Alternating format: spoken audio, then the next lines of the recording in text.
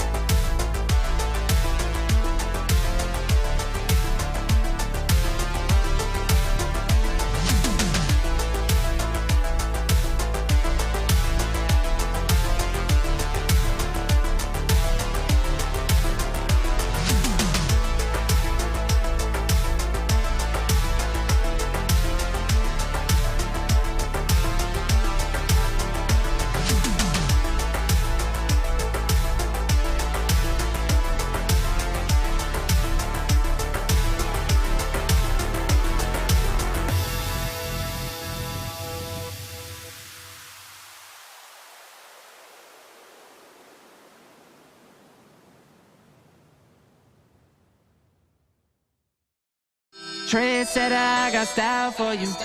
They see you at the top, it's been a while for you. Big you up and they look down on you. Take one loss, no one's around for you. I won't stop, no, no, no, no, no, no. I won't stop, I won't stop. I won't stop, no, no, no, no, no, no. I won't stop. Welcome back, guys. Word of mouth. It's Wednesday night.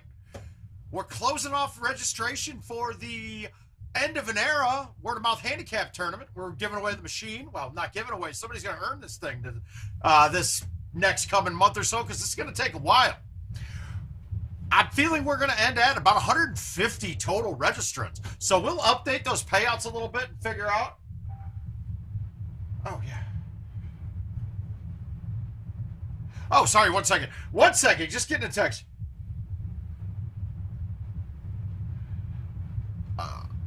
Sorry, answered a text. Andrew Cosgrove. Okay. All right, hopefully we didn't lose anybody. I dropped it down. It's time. We're waiting for an appointment with this new ISP so I can get this new one installed. So we'll deal with it, not whine too much about it right now. That should help. It's no bandwidth we're using right now, so if this doesn't work, there's too much.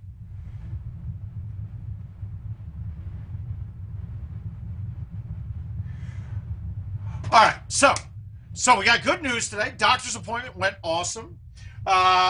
So as of right now, we're past the cancer prognosis, so that's good. None of that happening. This body is a temple. We don't put anything bad into it, so there's nothing bad in there to happen to me. That's what we're gonna say. We're gonna go with that. But with the word of mouth tournament, I just got word also. Did I screw you guys and make you have to get a new link? Don't tell me it closed YouTube down by doing that. Oh, that would make me very angry.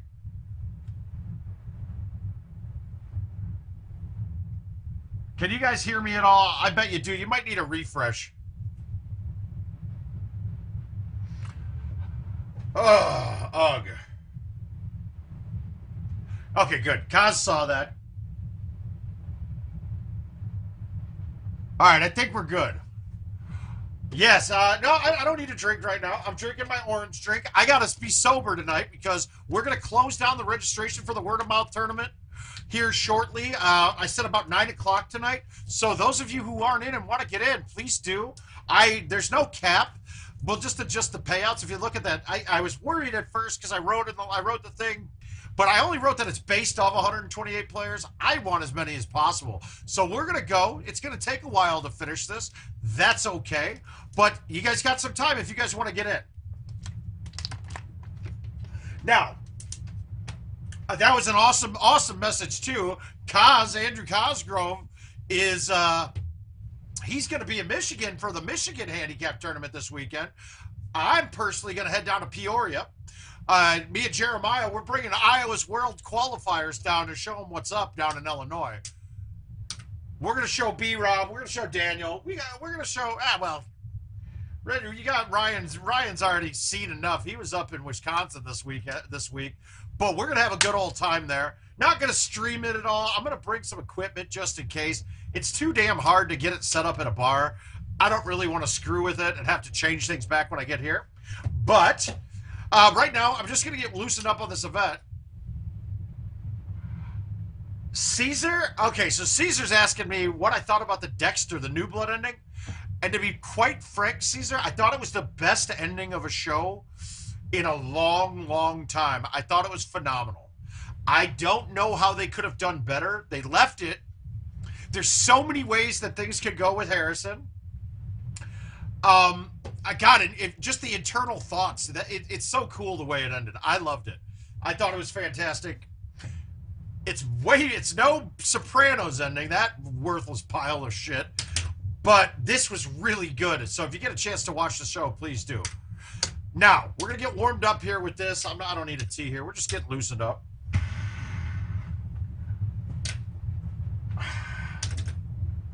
I don't know. What did you think, Caesar? What did everyone think? The Dexter New Blood ending, I thought was, woo! I thought it was great. Honestly.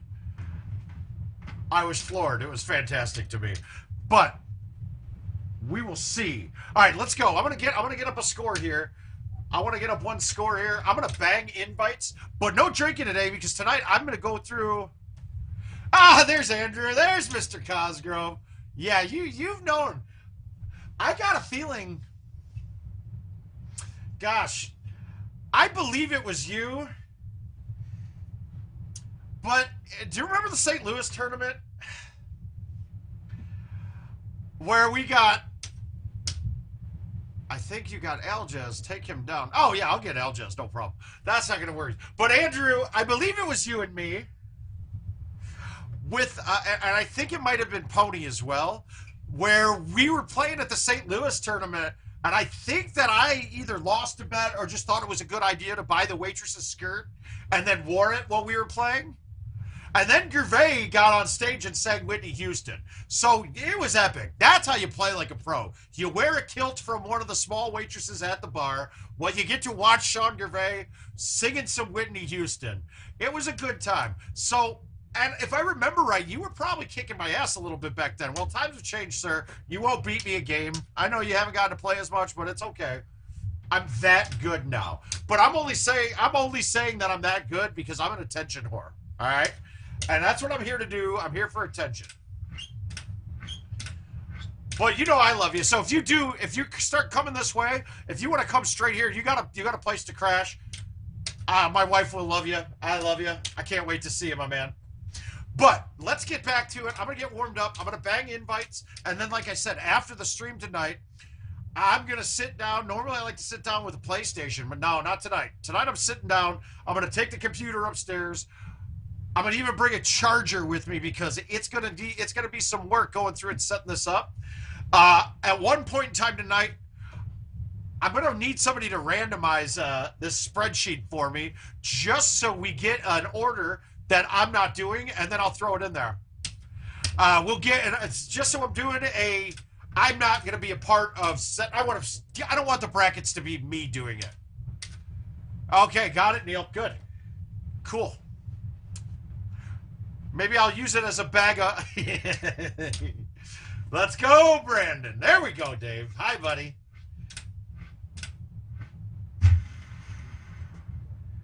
I can't wait. This is exciting. It's a big turnout, and I'm really baffled. I set that thing up. I put that post out. Hey, no spoilers, bro.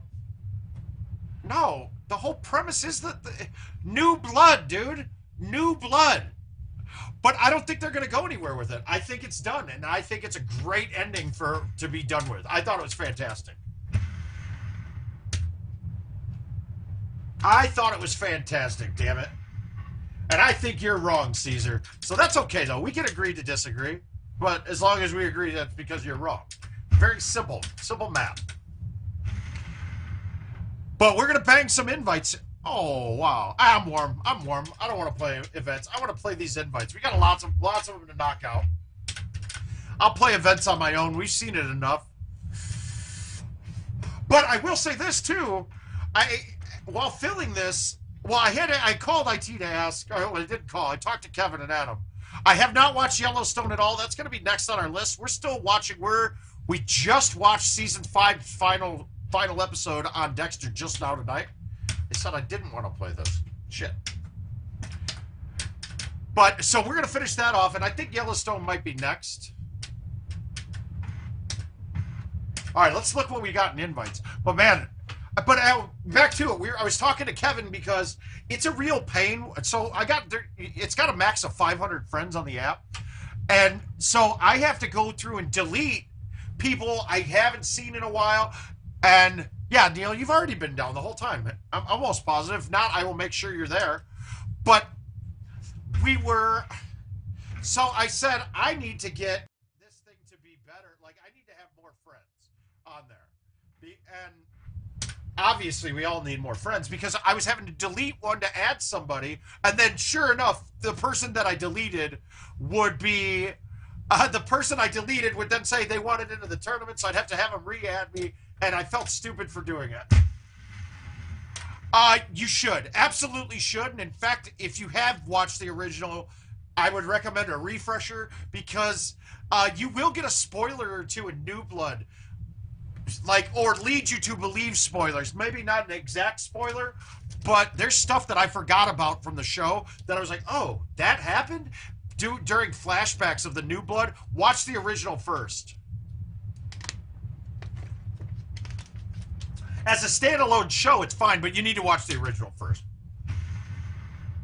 Sorry about having to play Baja here first. But what none of us realize that, because there are a ton of people that are lurking and not commenting and not becoming a part of the community, man. I don't know if it's being scared of things or don't want to get, they're intimidated by players, or they're just, I mean, maybe they're just introverted. We got to find a better way to connect to all these. So I know it got me and Adam talking about different game modes and different things like that. And guys, you know me, I get excited about this stuff for the future. And it's awesome when you're talking to two other people that work at the company that share that same amount of excitement as the players do. And for that reason alone, I know that whatever we're going to do from here on in with GoldenTeeTV is going to be a success. It's going to be successful. Whether you guys think so or not, you think the new PGA game is going to be a flop. It won't be. It's not going to be a flop. Now, the courses might be too basic for most, but we're setting ourselves up for the future. And I know that these guys got our best intentions and best laid plans are going at it. So be a little patient, but also know good things are on the horizon. But yeah, we didn't realize, I thought this was going to take about 3 to 4 days to fill up. And that's why I put 128, like once it fills up. But that was done in 6 hours. It was crazy. So we got some fevered people out there like us, like mentalities, and we already know it for those that go to tournaments and things. But there's more of us out there than we really realize. And those are the people I really want to connect to. So, guys, if you're a first-timer and you're first time watching, I know I got some texts and questions like that. I try to answer them via text. It's so much easier. If you guys got something new, if you're new, don't worry, man. There's no bad question. Half these people started like you. Neil barely knows how to hit the trackball, and he's qualified for World Championships. Well, so one of the game modes that I brought up, and I was like, man, people love tournaments. And we need a game mode where we don't use the app, because let's be honest, invites in the app are clunky. It's a great way for home edition players, but it's too damn clunky. You don't meet anybody new because it's all people that you typically know. So if that same kind of format could be done by just hitting a button on the game. Hi, Josh. Sorry, I was in the middle of a talk. I know you need your recognition, buddy. And that's what this stream's all about. Attention and recognition. That's what we're here for. But, yeah, these game modes are going to be slick. I mean, there will be. Now, obviously, it's not going to happen right away. Okay, Dave, we're going to start treating you like Steve treats Jason. 2 questions. It could be. It very well could be. And moving into more of a worldwide atmosphere with the PGA edition is going to happen, whether it's right away or not. So those kind of things are going to be awesome. Go ahead, Dave. What's your question, sir?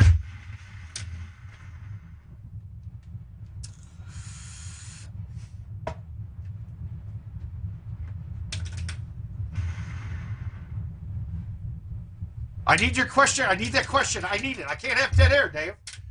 You got to go. Just know your questions are always going to get answered. And if I miss it, just ping me or slap at me. Whatever you do on these things. Wave. Poke.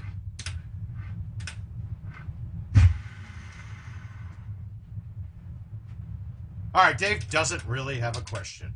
But imagine being able to have a 32-man tournament, right? Where you click the button. You click a button, it fills in the brackets for you based on people with similar skill levels, similar handicaps, or handicap. Oh, wow.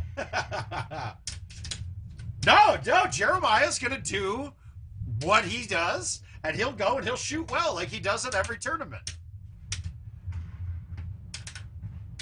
I mean, you do realize he won matches at Worlds last time we were there. That's bold, though, man. I really figured that that thing would be gone now after he did okay at the last Worlds he was at.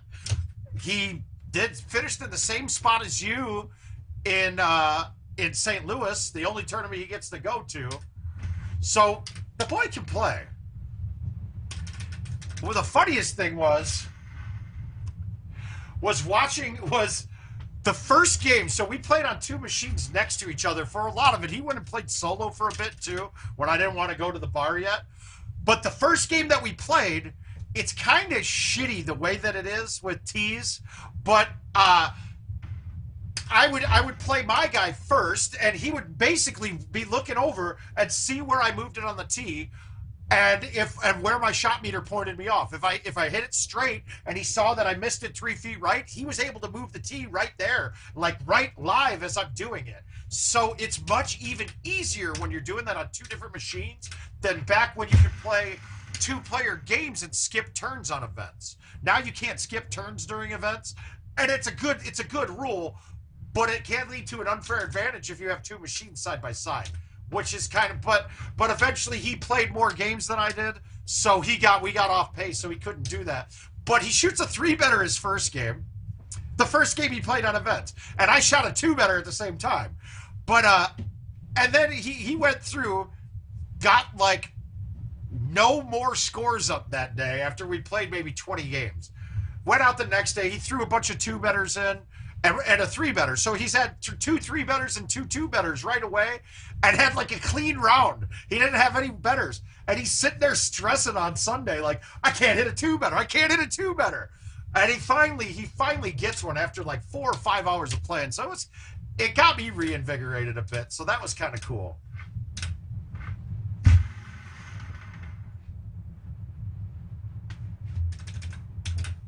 So I was actually, it's really excited for him. Oh, and then he totally doesn't even tell me that he booked a flight out of Des Moines. No, he wasn't drinking during the time, right after he hit that final holdout that he posted on YouTube. Yeah, all right, Gavin, that shit ain't happening, dude. That ain't happening. He's happy enough, he's happy enough to be a world championship qualifier. Let's not get him above his britches too big. But we were drinking Bud Lights after that. And after he made his final 2-better, I was like, 147, you are in for sure. And he's like, all right, I got it. It is oh, yeah. Oh, you're talking about, I thought you meant Jeremiah. I know, Chad, wouldn't it? That's the kind of thing. And they're okay with it. Now, before the problem wasn't technology, they were really scared of legal issues, like having prize play and live play turned off at other places that aren't now. But I feel like they feel like the tide's turning the other direction, and I think legal's going to back off and give them more time, more ways to develop. So I think that's exciting in of its own right there. That's exciting to me. Well, that's part of the gypsy lifestyle, dude. I personally think, Gavin, you should switch to just straight amphetamines, dude, because then you can get a lot more done in those days. But, Gavin, you are a rare individual, dude. Drinking till 6, and then I wake up at 10, and you're up already drinking again. It's impressive. It is actually impressive. Also scary. A bit scary, I must say, but impressive nonetheless.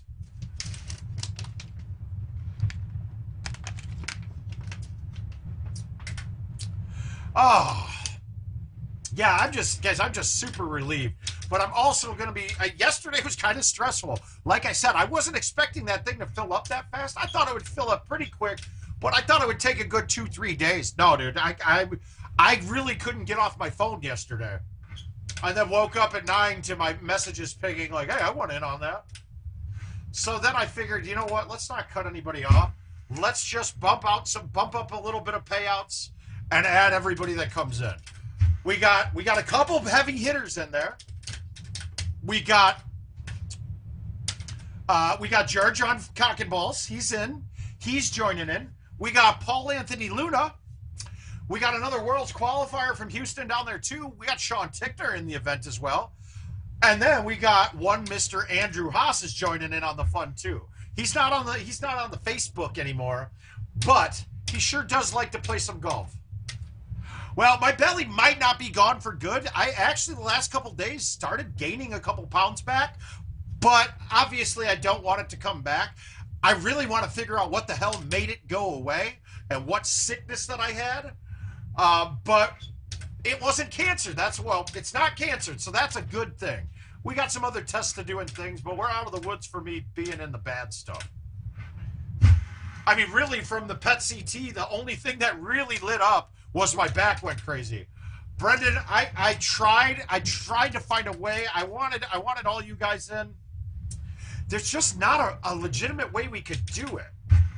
There's no way to get it there. I mean, we could at the right time get you guys into the same setup, but then it could be different tee boxes. It's so goofy. Random tee boxes wouldn't work because those aren't really the same. It's not like if you both randomize, you get the same tee boxes. Nope, you get different ones all over the place. So unfortunately, there's not. Hopefully, by the next one of these we do sometime after Worlds, we will be able to get maybe Canadian invites. Should be sometime. They are actually running into some legal and credit card processing problems with it, so we're waiting to see where it goes.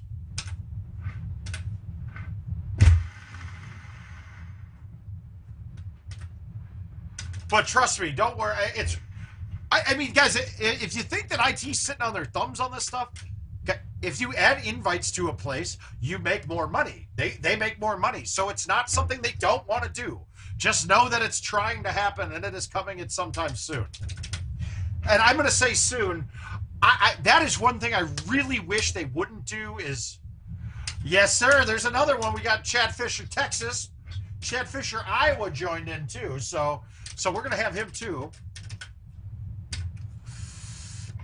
I basically strong-armed Haas and Luna, though. And then Tickner strong-armed Mike Hall and also Georgian. It should be a pretty good tournament. But I'll get that going tonight. I might start sending invites out tonight, but I want to talk with Paul, Dennis, and Jed and see if they've got any tricks before I start doing it. Richard had some kind of automated system, but he's kind of busy with stuff, so I couldn't really get him in. I didn't really want to count on him for it, so that's why I went all ahead. And then after finally it's full, he's like, "Oh, you started getting the. Do you have any people accepting that yet?" And I was like, "Yeah, it's full already." And he's like, "I'm so busy right now," but he'll get back to it. He'll be back into it.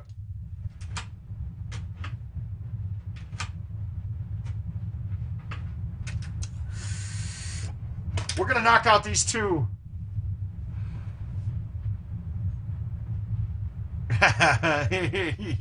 No, you're Chad Fisher, Texas. He's Chad Fisher, Iowa. Oh, we got to play these. All right, we got a bit to go here. So we're going to knock out this other Baja, and then it'll be wide open for us. Yes, you are, Jason. Really proud of you, buddy. But we'll do some highlights. All right, I'll do that. All right, so we got Ben Russell out of Missouri, the southwest side of Missouri. They got their nice little group, but he joined in and said, "Hey, I got a nice bottle of bourbon I want to put up in the tournament." So that's awesome. That'll be one. I'm going to put a bounty on myself. The first person to beat me will get that gorgeous bottle of bourbon, and the next person to beat me is going to get an extra $50. We will add that in there, and you guys will have to hold me to that. But if I get beat, the first person to beat me will get the bottle of bourbon. The second person that beats me will get $50. Now, I got some updates to give away, too, so that's good. One of the updates is going to be, if you go 0-2, trust me, you're not done. If you go 0-2, oh, well, I'm not going to pick, Gavin. I'm not going to pick. But I don't even know what the bottle of bourbon is. It could be something sick. Ben comes out of the woodwork sometimes. And if you don't know Ben, guys, he's the really tall guy. Wow, I just parred hole one. Well, there will be a bottle of bourbon, Rhino. If you want to get in, now's your chance. We know you're good at handicap. I just parred hole one, dude. That's awesome. That's what I get for talking. But the 0-2 people, The 0-2 people. This is going to be where we're going to give away the first home edition update. Now, trust me, guys, if you don't have a home edition, that's fine. You can the updates will be transferable. You'll just give me a different name if you want to sell it, give it away, donate it to somebody, what have you. Do what you want. Just give me the name of whoever's going to get it, and that's fine. That's all I need is a name. And preferably the CID on their machine's going to help too. Now, we got some time to deal with that. But so 0-2 people will get a chance to play just one invite with all of the 0-2s. The winner of that invite is going to get an update. I'm going to figure out ways to give out the other ones, or we're going to do it out through the... Oh, shit. Well, the best thing is I don't have to tank. I maxed out the handicaps at 29, so everybody 29 or above will play at 29.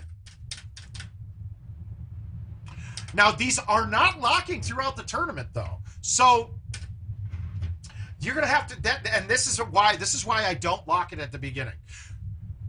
I'm absolutely seeking attention at all times. But this is why I don't lock it for the entire tourney. Because, great, if somebody wants to tank to win round one, they're going to have to, one, in order to do that, they're shooting way above their handicap, so that next handicap will be there. So that handicap will go up for the next match. Okay? Two, I can then judge and see. Jason, we already know, buddy. Don't worry about it. That's why you don't need to ask questions about updates, bud. We already got you covered. So you're good, man. We got to make a hole out now. I'm blowing it. Yep, so if you happen to go 0-2, Jason, you will not be in that invite. Upgrade. Well, all right, one, I don't see a name for you for some reason, but that's okay. The best way to get better, honestly, the first way to get better is always watching other people be. Watching other people better than you play. And they don't even necessarily have to be better than you now. What you really need to pay attention to, and Al will say that I'm wrong, but he's wrong. You've got more information than ever now when playing Golden Tee. That shot meter is dead on balls accurate, right?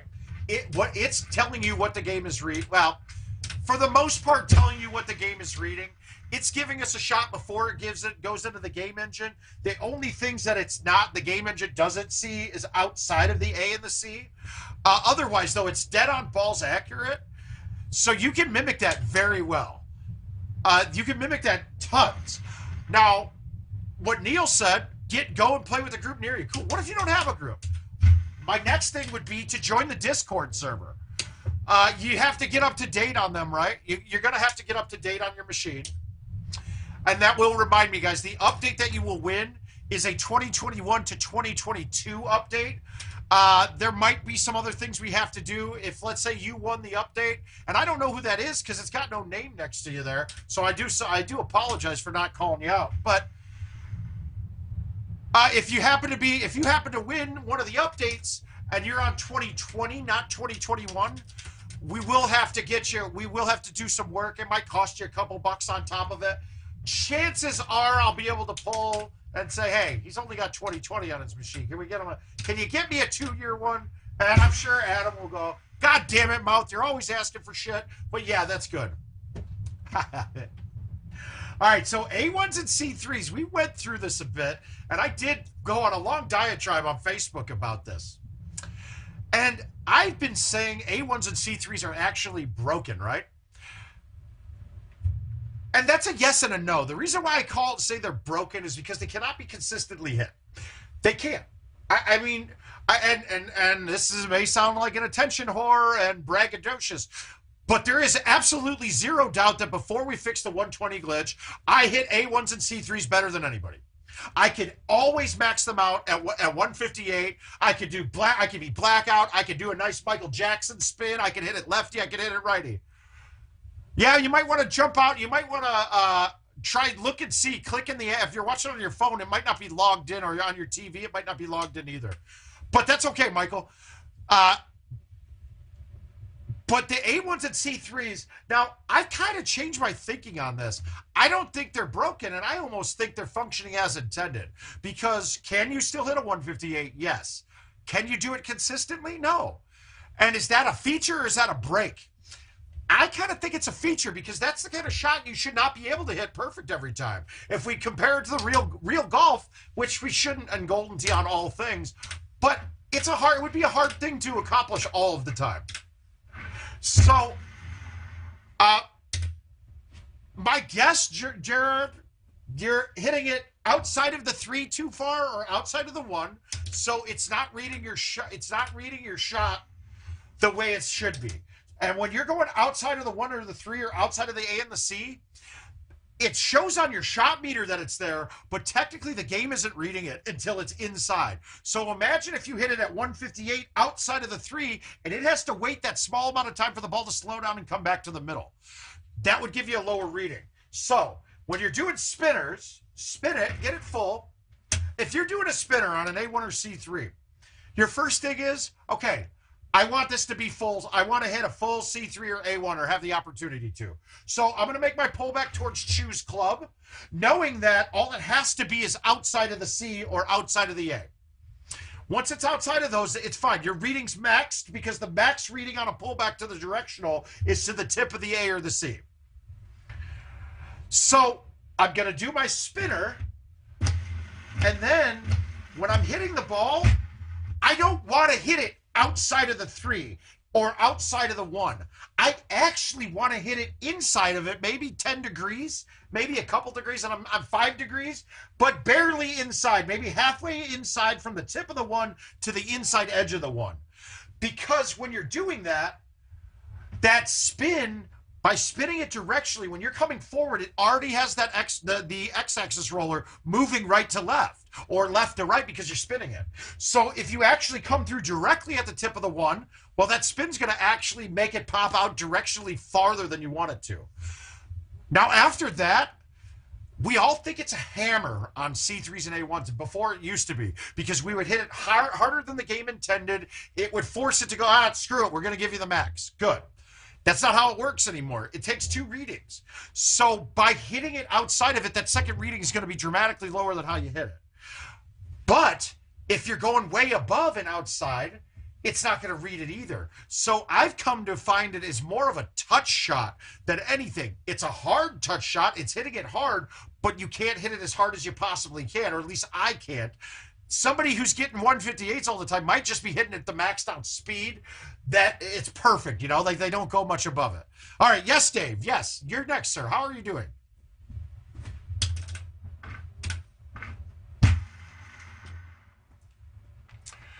And back to your question too, Michael. But a big thing to watch is maybe not the result of every shot, like not where it ends up, so to say, or not what the result is if I go in the water, if I go in the hole. That isn't really the goal. I mean, it's obviously the goal.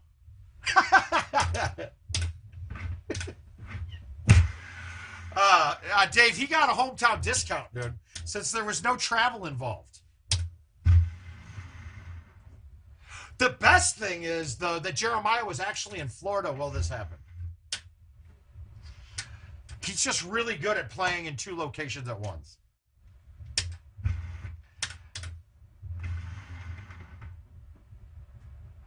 I mean, I know you're sad you didn't make it, but you like the drama of the CTTP thing. And guess what, Dave? It's back to being the same as when you won your way in. So maybe we can have another repeat. Maybe I'll win the CTTP title again, and then you'll make Worlds again.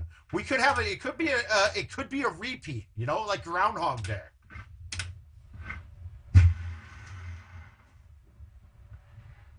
Oh.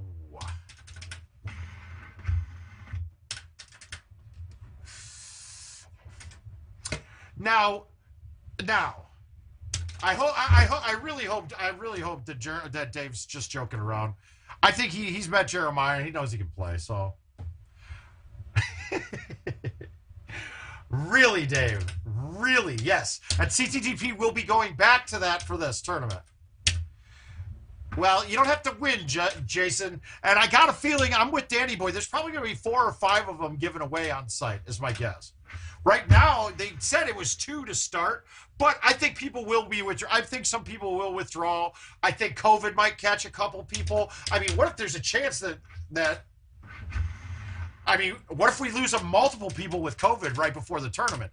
There's a chance that happens. It's part of the reason I'm not going until Friday, and if I do well, then Jill's going to be having me miss some flights coming home. I'll say that much. But I really just don't want to. I don't want to risk it. I want to be healthy. I want to win, guys. I'm there. I want to win this year. I need a win, all right? I need a win. No, but yeah, the rules have gone back to being, it will be closest shot and the best shot, not your total distance like it is right now. So that's awesome. I love that. Honestly, closest to the pin was one of my favorite games, and actually I got hooked on that, and it was a great way to, that was how, god damn it, who cares? We're losing these, doesn't matter. We're going to lose a game or 2 here tonight. I got a feeling. I don't really care, though. I'm in such a good mood. Such a good mood. Really excited that we got the tournament. We're going to kick that off. Probably get the invites out tomorrow, as I said. You got a couple more minutes here before I say the signups are closed down. I'm closing it down in 24 minutes. So if you want in, let me know. We'll take care of it. It depends. It depends on... As a sexual partner, I would frown on that. I think the law frowns against that. As a manual laborer, possibly. As a confidant, a life coach, I bet he could do that for you. I bet he could be a life coach for you.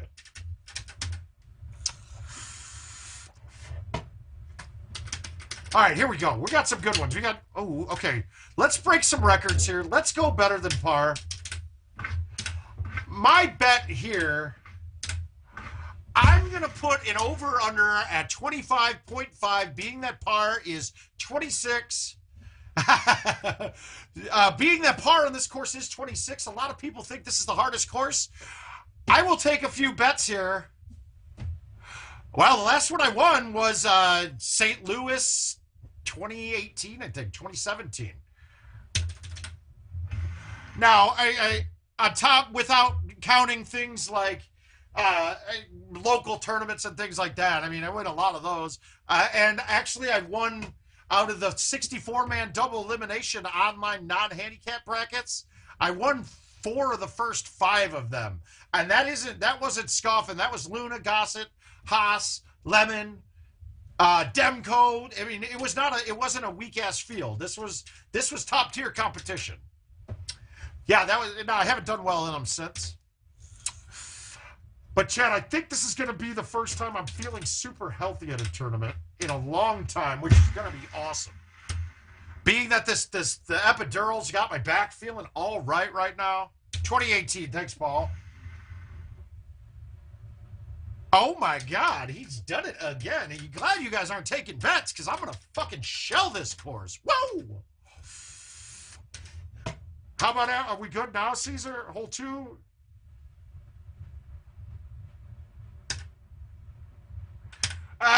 Darius does remember.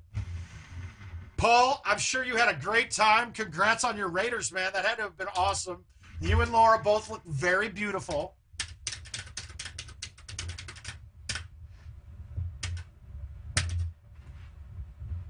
All right, let's see if I can not blow this again. Yeah, I believe it is, Jason. All right, we're going to nut it. We're going to get this over. Here we go. It did it again to me. Son of beach. But guess what? I got shots from here. I got a shot from here. Don't worry. Hey, Dan.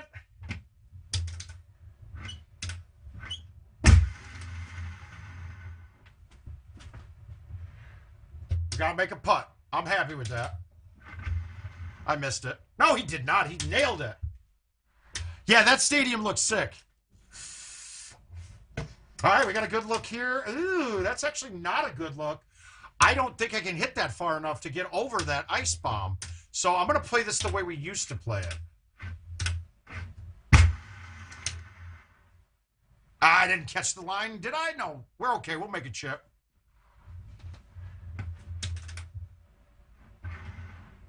Ah, all right, only one better now. Son of Beach. I should have high-teed that. Or cut it right. Let's get this up top. Dan, we're working hard. We're working hard on it. That's the answer. It should be coming. It should be coming. I know it's something that I think that's what they're putting the most effort into as we speak. That's got to be fixed so that next year they don't have that same kind of problem. Oh, I will.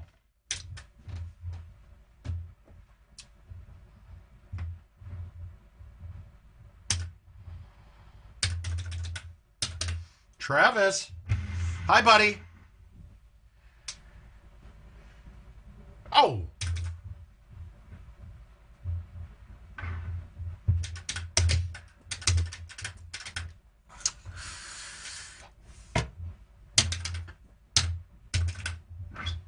Yeah, but the random tease is a pain point right now.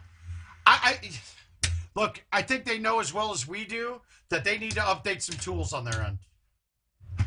And it's all part of it. I mean, with the systems being completely upgraded, and not just on the machines, but ITnet itself, they're going to run into pain points. I wish they had more bodies to work through them. They don't, so it is what it is, and we got to be a little patient. Yet still razz them a bit on it. They don't like seeing the razzing.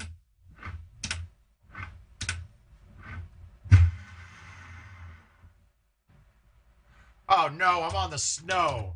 It's downhill, though, guys, and it's pretty straight. I'm okay with it. Yeah, I got to get those short chips are killing me lately. But we'll get that fixed before Worlds. That's all that needs to happen. Honestly, the short chips are all confidence. When I'm doubting myself, I miss them all the time. If I don't even pay attention to them, I don't miss them. It's one of those things. Now, we're still answering Michael's question here, though. But the information that you can get now, look, when I started, we didn't have a trackball meter. We didn't have anything except watching how somebody's hands play. Now, I started playing with a guy named Chuck Spicer. We call him Chuck Wagon. He's a gorgeous hunk of old man, stood up at my wedding, been a great friend for decades now. I don't know where I'd be without him. Love him to death. I mean, he was almost like my surrogate father in Chicago. Always telling me how stupid I was, but then also living vicariously through my stupid decisions. It was a good. God damn, dude, the moisture is big right now. That should be on 29. But he used to get me all the time because I was one of the time back then. I really paid attention. I really wanted to get better, but he was really good at hiding, like making you think he did something he didn't when he was hitting it. He was like a fucking goddamn magic man. How do you not love Chuck? Unless you're Chris and you want to take a swing at him, then you don't love him. But so that doesn't need to happen anymore. I don't care. Guy can be going like this and doing this. All you got to do is look and see that little damn meter. And start realizing what the meter does to the ball, what it means, what speeds you're hitting.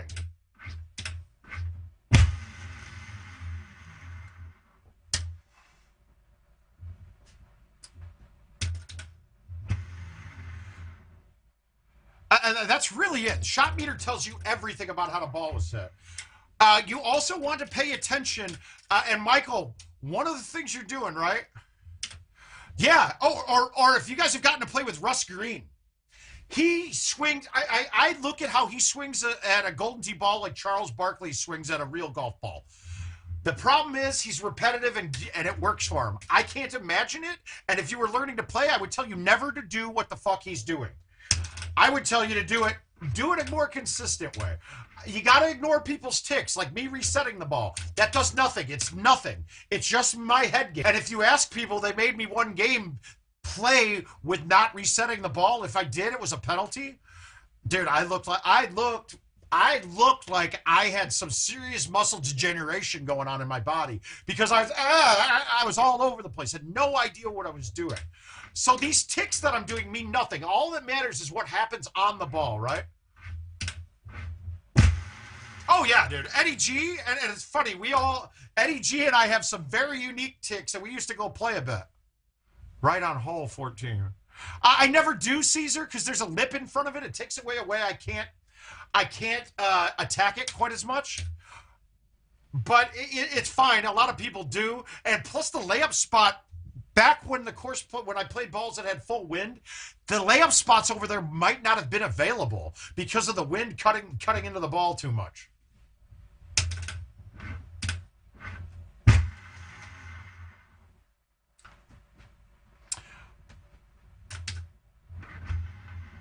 But once in a great while, I'll still go over there if I think the setup comes in. But if you know this about Golden Tee, a downhill shot, like if you have a down 10 and a pin up top, you really almost can't hold that out unless you dunk it, especially because you don't have time. Yeah, exactly, Travis. We all have them, but those don't matter. They're not changing anything in the game. We're not doing some secret cheat code to do it. It's just in our heads. It is all in my head. Like, I know probably my best result would probably be my first pullback, but I can almost never use my first pullback, and I don't know why.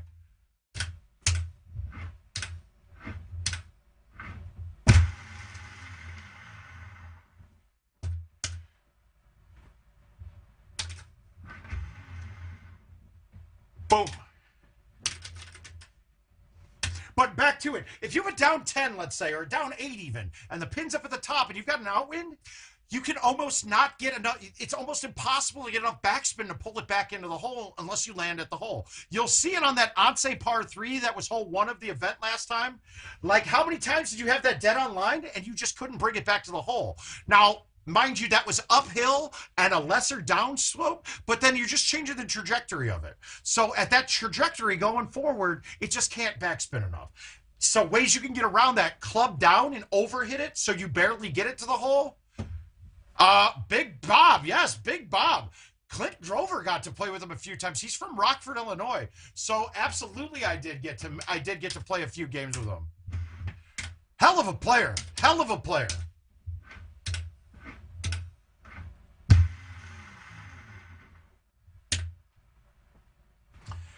But, and actually, I got a good story about that. Well, a long ways back, we saw, back when live and I was in Chicago, we saw a couple scores coming out of him, and I didn't know him then. And I was like, hey, I bet this guy thinks he's good. We should drive out there, and I should try to go. So we drove out there and I never found him. Never found him once. And then I figured out who it was, and I knew him. He's been at tournaments.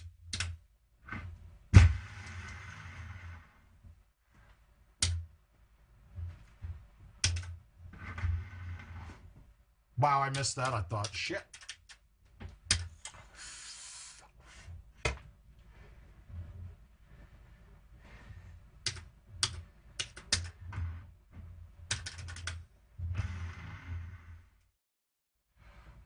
Happy as fuck with that. All right, let's ace 18. Let's make this game really pay. All right, we've got a pin in the middle. We got wind in our face. This is actually a great setup to stick the green. It's going to leave me a bad putt, but we're gonna go into a 5-wood and hit it high with backspin. You almost can't go long, but I also can't go at the line of the pin, but a left 10 shouldn't be too bad from here. All right, so we started off that invite. Good. There ain't no way I'm losing that invite, but it could have been a 29, and that's pretty solid on Tundra. That's how we do it. That is what happens. Look at me. Look at me. I'm great. I'm great. Amazing, amazing, amazing. Attention, attention, attention. That's what we're here for. Woo! None of that. That's solid, though. That's solid Golden Tee right there. But, guys, I didn't hit anything that no one else can. Like, there was no tricky shots. And that's the whole joy of this now. And as much as people hate the stouts, this game can be very robotic, and you can make it very easy. Just once you get comfortable with it and you're trusting everything that you're doing, it does exactly what you're doing. You want it to do because you don't have to deal with bigger wins.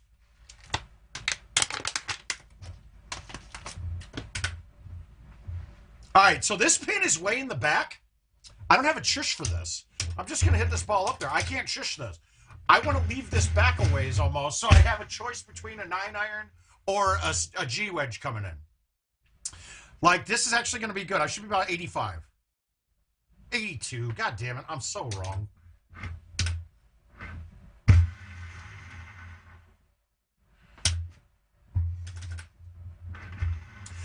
The thing with that Coley post about the streamers looking for attention and shit, dude, he's been in here asking questions almost every stream. I don't know where the hell that came from, dude.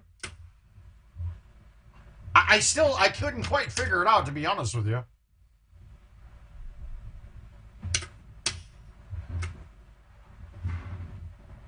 I'm looking. Nah, we're gonna cut the 10.5 with bite. We're going to hit it with bite. We can't hit it too hard, though.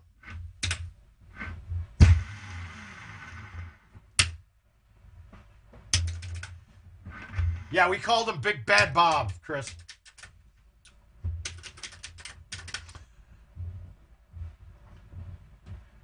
All right, we're going to get kooky. We're going to get kooky. We're going to low tee this and release it.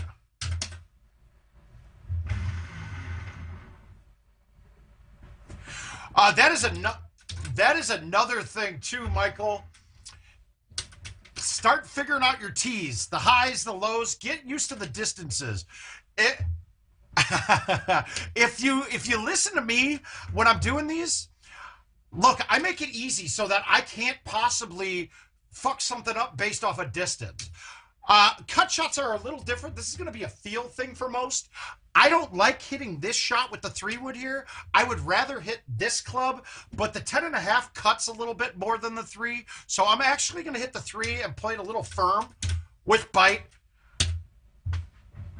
But when I do my cuts, I have a normal speed that I hit them. And in my cuts, if you look, my numbers are about 105 to 115 typically when I'm hitting them. This one I'm going to hit in the 130s probably. Ah, 124. All right, still not bad. Worked out. I gotta beat Brewer this game. He's tied me and beat me by points like 5 times out of the last 10 invites. The other ones he just burned me on. He is rolling me. I'm getting destroyed here.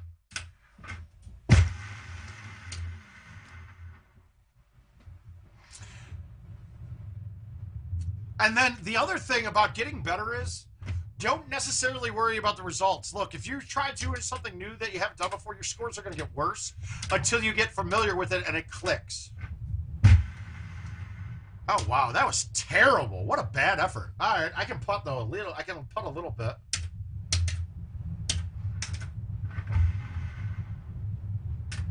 Woo! Draining them.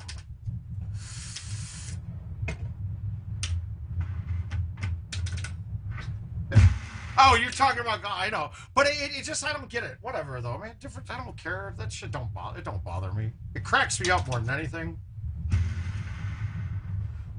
It is funny now, though. We got something funny that we can all laugh about all the time. But he's not.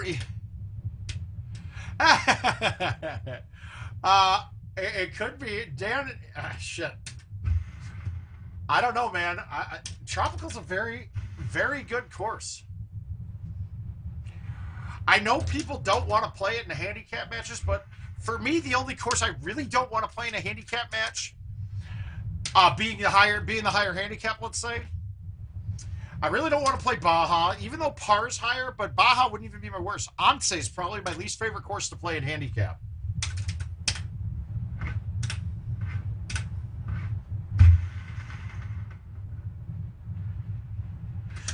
Whew. All right, 145. And that's a 5-wood.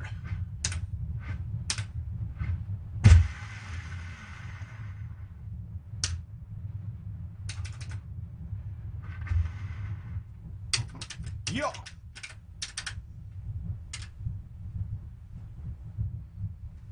All right, so pins in the front. I don't have a lot of tree to go around, so I'm going to go with the 3. I'm going to hit it solid with a baby cut, but throw it dramatically out directionally.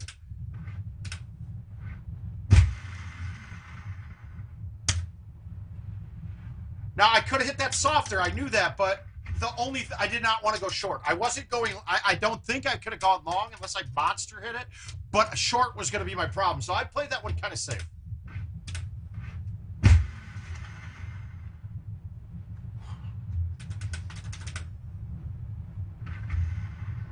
I need another water. I'll be right back. I'm right here, though. I'm not going anywhere.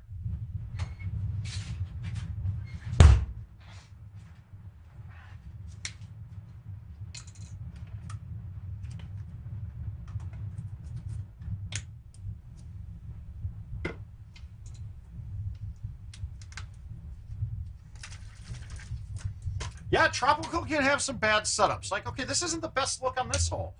Now, what I'm going to tell you here is this. From this tee box, that tree is in play with a 5-wood. Guess what? It's not in play with a 4-wood. The 4-wood will also clear the second tree to the outside edge of it. So, if I look at this hole, how I'm going to look at this is go, okay, 2 turns is generally a full C straight to 2. Well, guess what? That's inside of the hole, so that's good. That means it'll cut enough.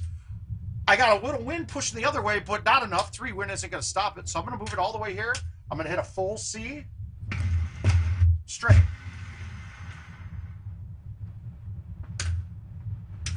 So I basically put that into where I could not, there is not something there that was variable. I made that be the simplest way possible. I gotta get this one to drop. Here we go. Nope. God damn it.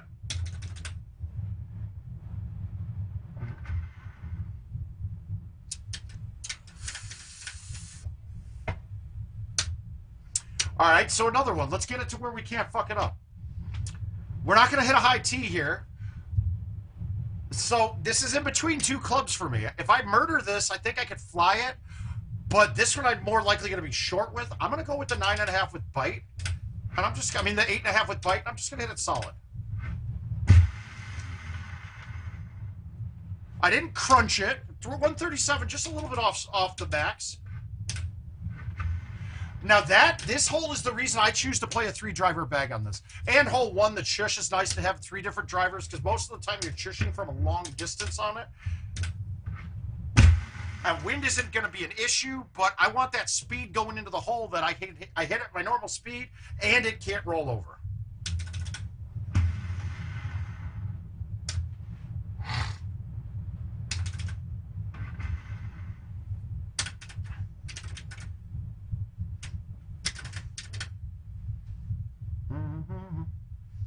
All right. All right, we're clear. We don't have any, the underneath tree is not a problem. I'm just going to cut a high T9, go around the outside, or maybe through, who knows.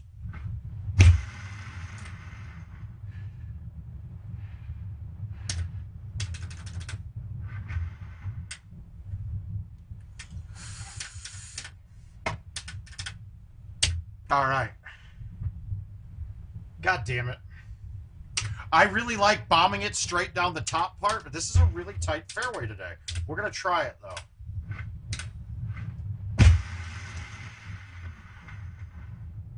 No. That's horseshit. Well, good win, Chris. Nice job, Brewer. That's going to cost me this game, guaranteed.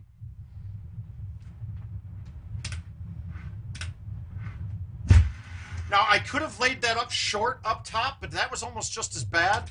The better part, though, about laying it up short, if I go in the water short, it doesn't drop you where you don't have a shot at the green. That, I had no shot. You had to lay up and take your lumps.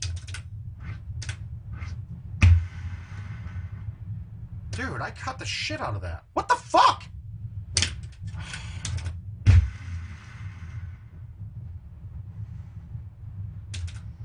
Well, you win some, you lose some, right? And this is bad. Well, I go from clean, and now I'm going to shoot like a 26. That's horrid.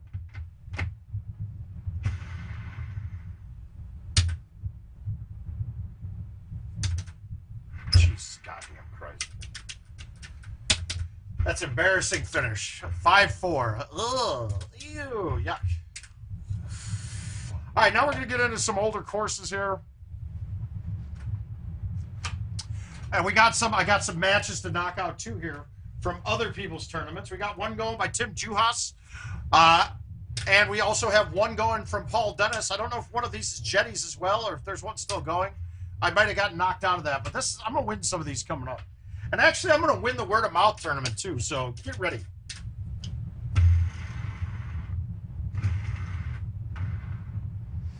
Oh, shit. This is against Adam Harris, I believe. So I got to shoot at least, I got to shoot better than par. And here we go.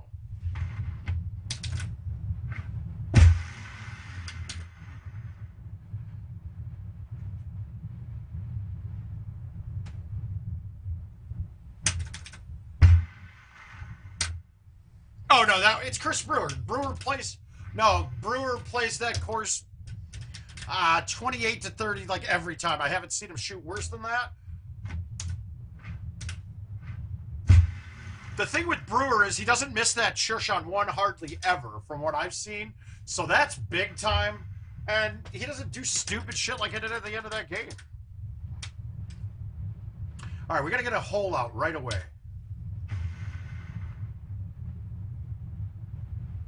And there it is. I'll take my machine back, and then we'll figure out another way to give it away. I mean, it's still a prize. I mean, there's a pretty substantial value to a Golden Tee machine, and I like to win. But that is the goal, Jason. I would like to win.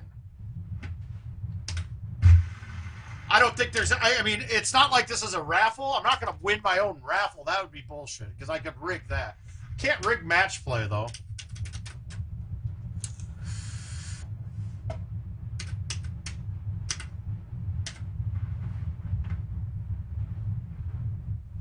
Oh, giddy up!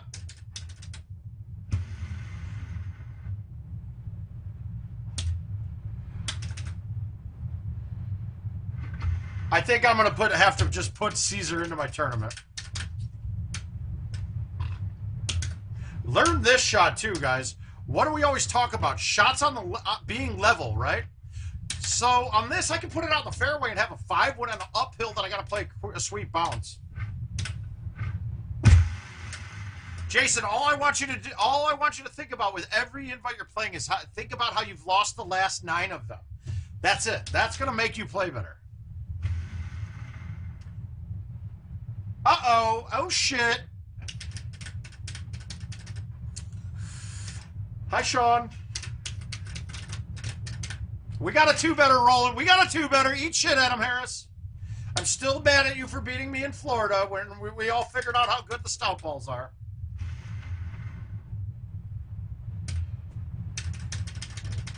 Sean, what do you think? Do we make Caesar play in this too, buddy?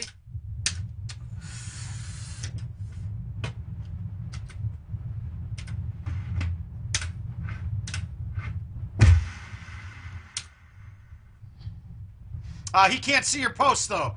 Unless he's got it on YouTube on a TV, but he can't see what you're saying, Jason. Oh, he has to have it on, because he was reading Sean's. Yeah, he's got to have it on a TT. Yeah, I think we'll put him in. I think Caesar's in. Just make sure, Sean, when he gets there, make sure he friends me in the app. I think we are, but I want to make sure. See, the thing is, Caesar's he's come up seeing me play and playing at the Vector Room with Luna. No, we've known TB Killer for a while. Yeah, actually, TB Killer, he's actually a really nice guy. He's come to a bunch of tournaments.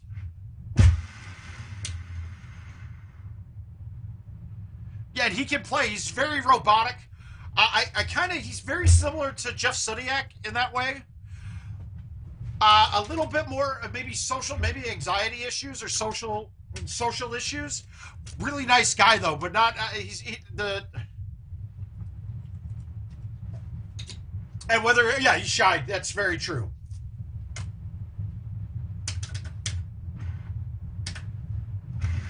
He is a hell of a player, dude. He would go play with Stenmark a bit over at Jake's and Luna at Jake's, where we used to have the tournament finals.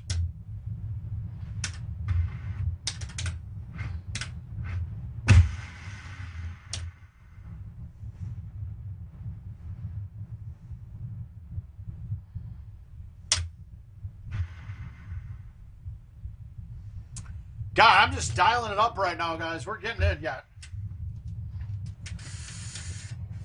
I mean, you probably don't know much about Let Me Rock either, Dan. And Let Me Rock's a hell of a player, but he's also got some anxiety and some social issues there, too. So, great. They had not bad people at all, by any means. Just maybe socially awkward. And I don't even want to say that, because they're not. I mean, it's almost like nervous tics type stuff.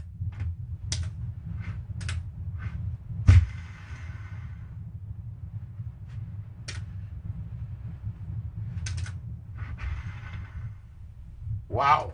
The right 8s, right 10s. I'm dialing them in. Boom.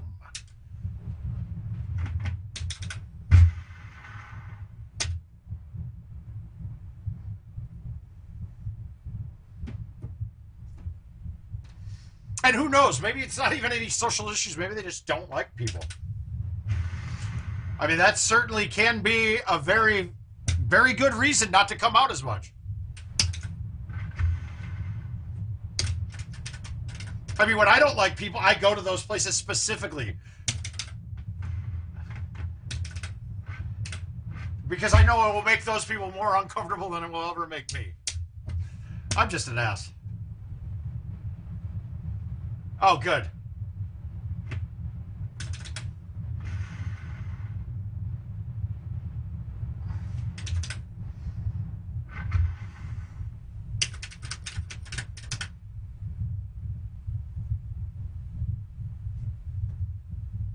No. There were supposed to be new people. Shut up. Hey, Austin, how you doing, bud?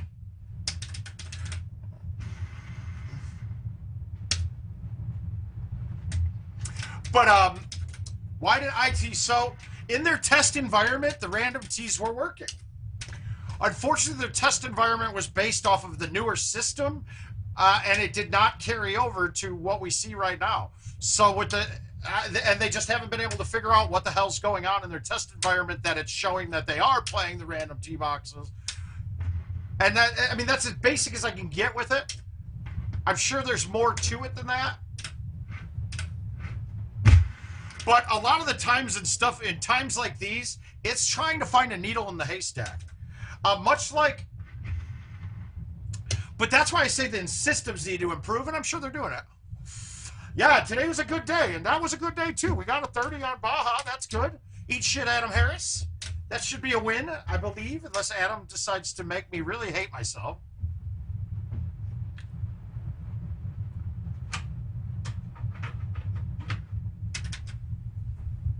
All right, next one. We got another tournament invite here. So I'm giving 4 strokes on Hidden Temple. Ah, this might be bad.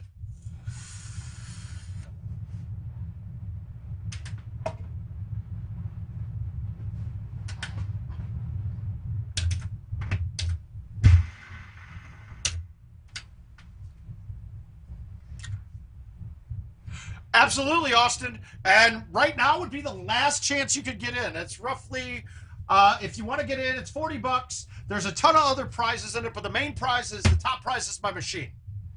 Now, obviously, we have to wait until we can get a PGA Home Edition to me before I can actually give this away, or else it would be me streaming here staring at 2 screens, just standing here. And I could fake play GoldenTee.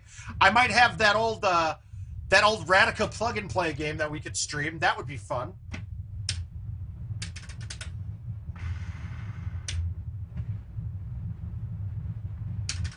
But it's 75% handicap. It's going to be glory invites. Yeah, that's about it. I think that covers it. That should give you all the interest you need. But I did close down at 9 p.m. tonight, but if you're here now asking in the stream, I have no problem. It doesn't affect me none. But you got to have limits.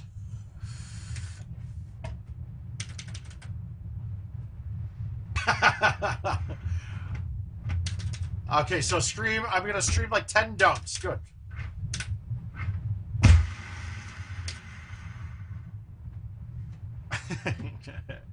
No, I'll just turn into Mr. Miyagi and play just mobile. I'll stream just mobile. That's it. Just mobile stream. Not good. Just do it.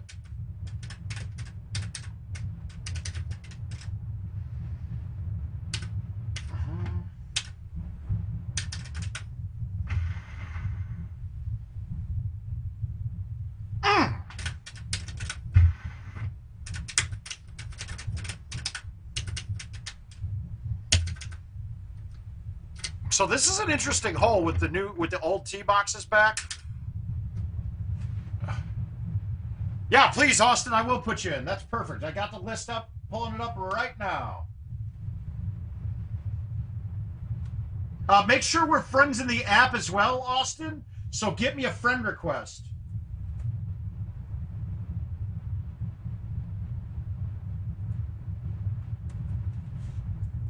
And Austin, what are you playing as? What's your name? The Venmo is Marc-Muklewicz. If you may have used it before.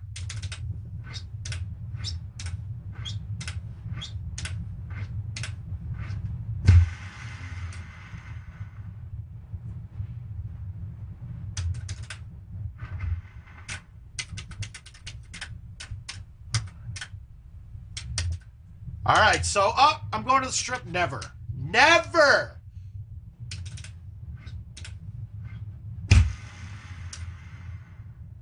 Thumbs McGee, okay.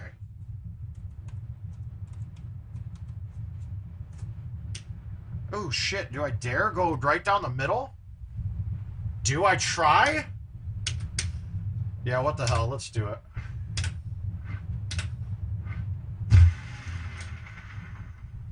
Oh! Yeah, it's on the Facebook page, but there'll be another link here, too. And it's going to be done on challenge, and I got the bracket made, but I haven't filled anything in yet.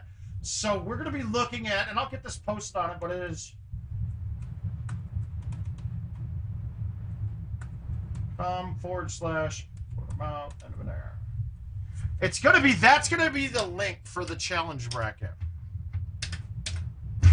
Now, like I said, obviously I got some work to do tonight to get it all set up. And you know what? We're going to make Austin the last sign-in. Who here is good on Excel? I know we had one before. Somebody was really good. It was Bryce, I think, if I remember right.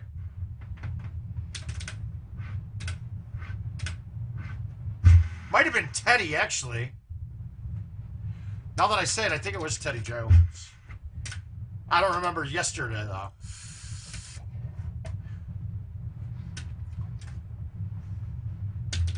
But that's going to be where the bracket's located, but obviously have not added any players to it yet. But I want to get somebody to randomize this so we can throw it in there and then see what the brackets look like.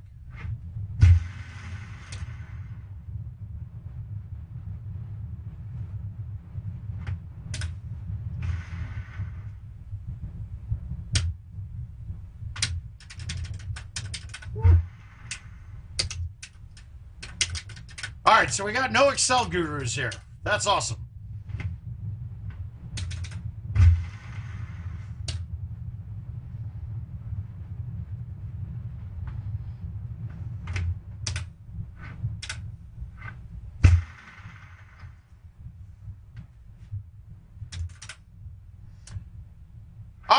Ryan.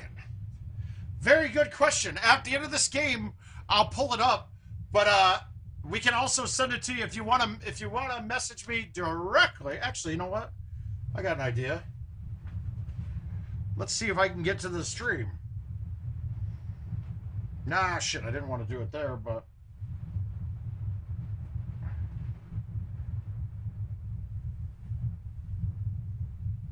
reply. And let's go here. No, we don't want clipboard. Hey, I can't post a picture here?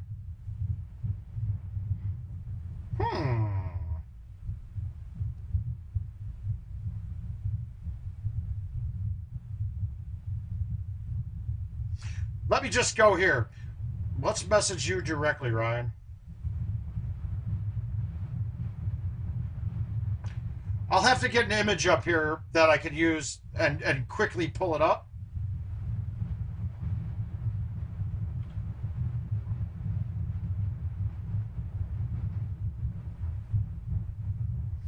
Let me know if you got that. I sent it to you on Messenger right now. Make sure it's you. Well, good. I'm glad you're chiming in, man. See, guys, Ryan listens. Ryan realized, yeah, I can ask questions, man. It's good. Do that.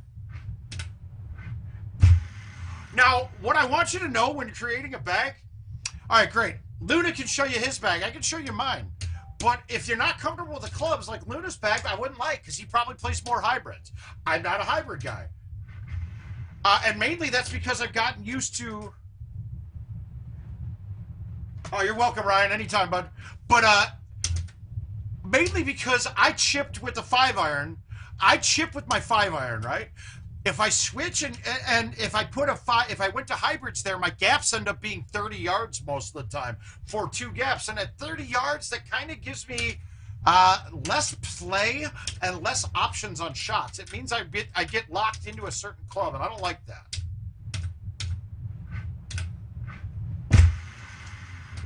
But take that, and what I want you to do when you're creating a bag, all right, it's really easy.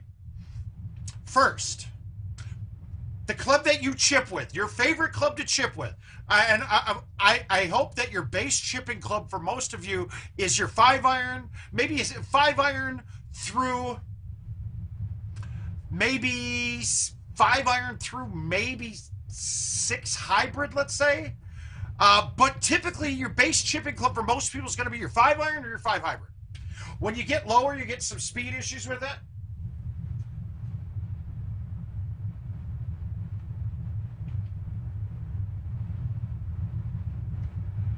Oh, thanks, Dwayne. So hopefully you're listening. I know you got the text, but all I need somebody to do is just randomize the entries there. I can do it too. It's not bad. That's what I'm going to do. Yeah. Oh, you can, but you are. I did not realize that I was able to do that. Then screw it. I was going to... Wait, run a directory, all the names. So once I put that list in there so I see it was comma separated values, but actually they do it by lines. I could just throw the list in there and well, all right. So Steve, here's the problem with the 8. As you start getting more loft in it, you get more bounce, right? And while you can adjust to it, it's not as consistent as taking the breakaway. What you're going to find with the base iron that's lower lofting than that is that you're almost going to play the same thing as a putt. So it's almost going to come off straight like a putt. And that's really what I want you to think when you're hitting your chips. I want this to come out just like my putter. So I want to choose the club that basically barely gets onto the surface, that barely gets on, like barely gets over. So that way, one, you get rid of wind almost completely, where you'll see, and I bet you've noticed this, with your 8-iron chipping, a lot of the times you have to play the wind a little bit. Yeah, the 6 is fine too, and like I said, that 6 up through the 5 hybrid, they're kind of the same club. The height's negligible, so you get that same effect on it from it. So a 6 is a fine club to chip with. So now, if you're saying you use the 6-iron, you start your bag, build a bag with it, making sure you have a 6-iron in it. Okay, cool. Make sure, then you're going to have, for me, you're going to choose between your 9.5 and your 8.5 driver. Whether you want a 300 or a 310. Depends on the course. I have 2 bags. Thanks, Austin. I have 2 bags built that are my standard bag. They're the exact same set. One has a 9.5, one has an 8.5. What I found that I did there, right? Yeah, so the Build-A-Bag is going to be really, really helpful for you, because as great as those player choice sets are, the gaps aren't right. And really, I believe all of the player's choice sets have 2 of the 9, 8, 7, and 9 wood, right? I think they have 2 of them in there. Well, guess what? The 7, the 8, and the 9, figure out which one you like the best and put that in the bag. All right, back to it, and we'll get to these players' choice in a minute. So for me, 5-iron, first thing I put in my bag. That goes in right away. The 160-yard 5-iron, the old school one, not this one that's 5 yards different. That's important for most players because, look, if you're new and you're building your first bag, you probably want to be able to mimic everyone else. Well, none of the top players are using the in-between ones. We're all using the irons, right? Yeah, I have that right here. That's easy, right? Let me pull it up.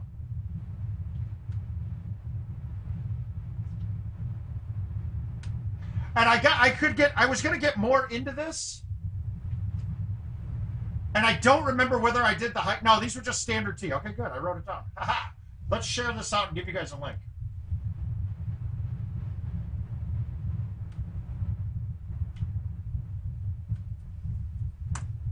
Oh, good. I'll get it.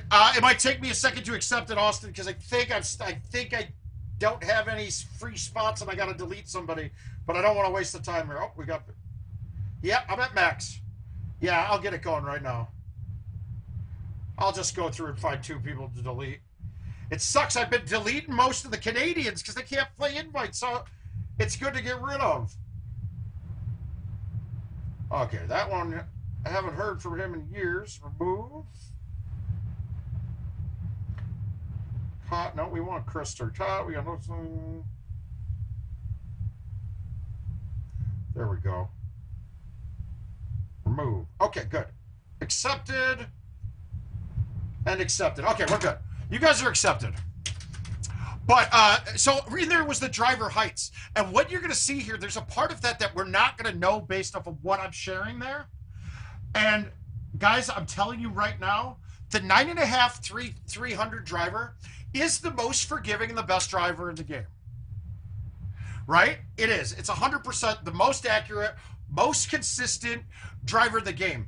And when I say most consistent, look, hitting a straight 180 is how I did those tested because I hit it with no X roller attached. It was only being able to go back and forward. So that is theoretical maxes, right? That isn't real life maxes. But you get a good basis off this. What you will find with the 9.5 300 is that if I miss it and I hit it offset a little bit, you don't lose very much distance whatsoever. If you play the 310 9.5 degree driver, that driver, if you miss the 180 on it, it has dramatic losses of distance. So it's something you got to think about. But to me, the 9.5 300 and the 8.5 310 are the only 2 drivers that are viable for your #1 driver in a bag. The next thing you want is the 10.5 degree driver. Now, I tell everyone to use the 22 degree one because the other one is really close to a 3-wood and no one uses it. So you may see somebody hit a 10.5 degree driver shot, you try to mimic it, but that extra 1 degree driver will change things a bit. Like, I mean, it doesn't look like much there, but it is. It changes quite a bit. So mimicry is a great form of flattery, but it's also the best teacher.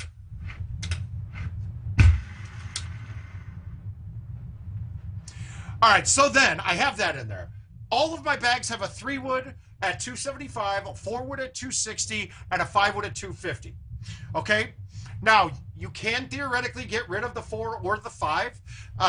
I like to have it because most of the approach shots that you have, those are harder to control your distances on. It's easier to control your distance by changing a club, and those gaps aren't too bad, so you can basically cover all those distances there. I mean, if you look, I'm always saying, my max with the 5-wood high tee, it lands 300. So then I adjust everything else off accordingly with that, okay? So I like having all of them. Then a 6-wood is very viable. I've seen some people drop it off for like a 2-iron, a 3 hybrid, something like that. But most of the courses that we play in Golden Tee, the height, getting over things is more important than going under them. And let's be honest, the cut on a 3-iron or a hybrid like that, it snaps a lot more. So it takes a little bit more to get used to it.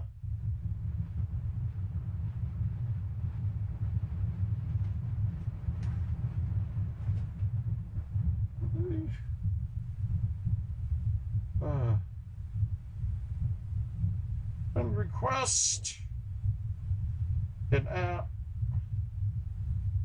Then $40. All right, guys. Shankopotamus is the last one. Bucks. What is your real name? Is your name?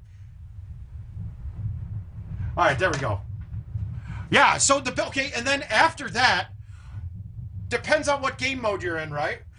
For me, par 3 bags need to have, I want specific gaps in distances, because then I can high tee, low tee, roll, release, and I always have a thumb shot for a par 3 bag, okay? But that's not what we're talking about.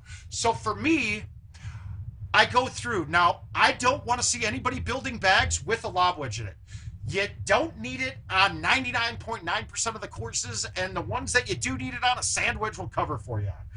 There may be 1 or 2 courses with some bunkers on it with a lob wedge would help, but the problem with the lob wedge is it's an insurance club. You're using it in case shit happens. Well, guess what? You're not holding it out most of the time. You're typically using it to cover you to get out of a tough bunker. Well, guess what? You're going to lose that stroke with a G-wedge if you're in there anyway. You just got to learn how to bank it off of something. And really, the G-wedge can get over most of the things that a lob wedge does anyway. You just got to know the farther you pull that back with backspin, it's going to go higher, quicker. And then also the G-wedge, I can cover a 40-yard shot with this, and I can get it up to cover a 95-yard shot. So I cover that whole gap in there with 1 club. In a perfect world with unlimited bags, with unlimited clubs in it, I would use a sand wedge and a pitching wedge because that's 60, 80, then my 9-iron's 100 yards. But I don't have that perfect world. I don't have the luxury to add an extra club in here that I would only be using a couple times a game. Great. Then I go to what I call my attacking clubs, right? Most holeouts in Golden Tee that aren't chips are going to come in your range of 80 to 140 yards. I think the stats will back that up, but if you're in any doubt, the closer you are to the hole, your odds of holing out goes up dramatically. That's true, 100%. Now, there is a spot in there where you're in between a 9 and a wedge. Yeah, absolutely. I'll get it in. I'll pull it up next game. I don't remember. Hang on a second. I might be able to just show you guys right now.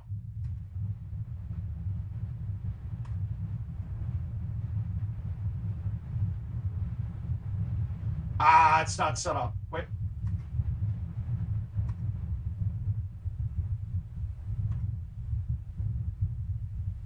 Oh, I might have figured this out, actually. I might know what I'm doing here, guys. I might actually know something. I'm kind of baffled if this works.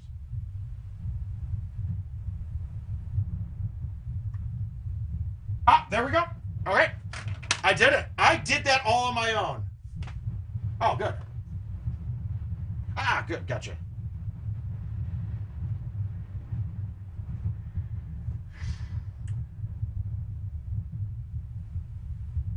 Tony Bowers.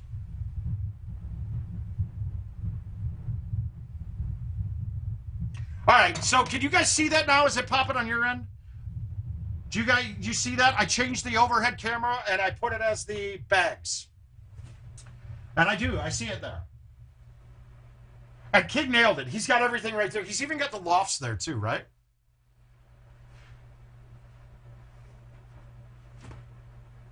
So that's perfect. That's exactly what you're looking for. And that might not be the bag I'm on right now, but that's my standard bag. My standard bag is going to be, the standard bag for me is the 8.5 driver on all courses. And then I have a 2020, I call it my 2020 bag because when the new tee boxes came out on 2020, you needed to have the 8.5, especially for Jamaica on a couple of shots. But the 8.5 was more, you need to have the 9.5 driver because you couldn't get under a certain tree on Jamaica without it. So that one had the 9.5. Hang on one second. Let me pop this back and forth because now that layer is popping up and I don't know where that came from. There we go. It went away. We got rid of it. So, yeah, I saw that. What's in the bag thing? I don't know where that layer comes from, and I don't think Richard figured it out either. Let's hit this shot. Oh, bulldozer! Hey, Steven, how you doing? All right, so let me get Tony Bowers in there. All right, cool.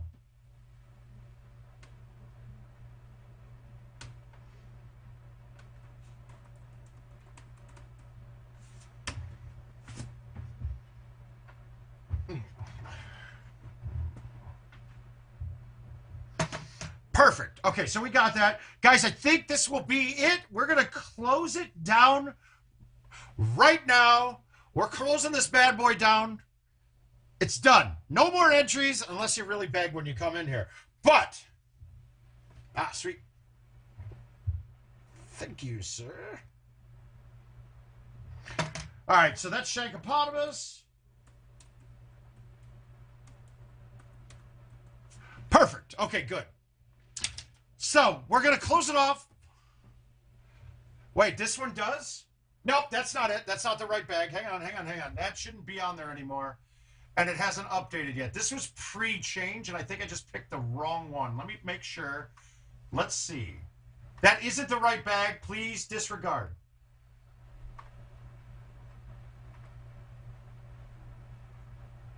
I'll look through and find this. Oh, I picked. Wait, what?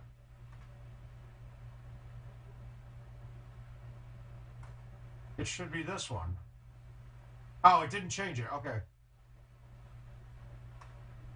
Nope, that should do it. Now, why isn't it pulling it?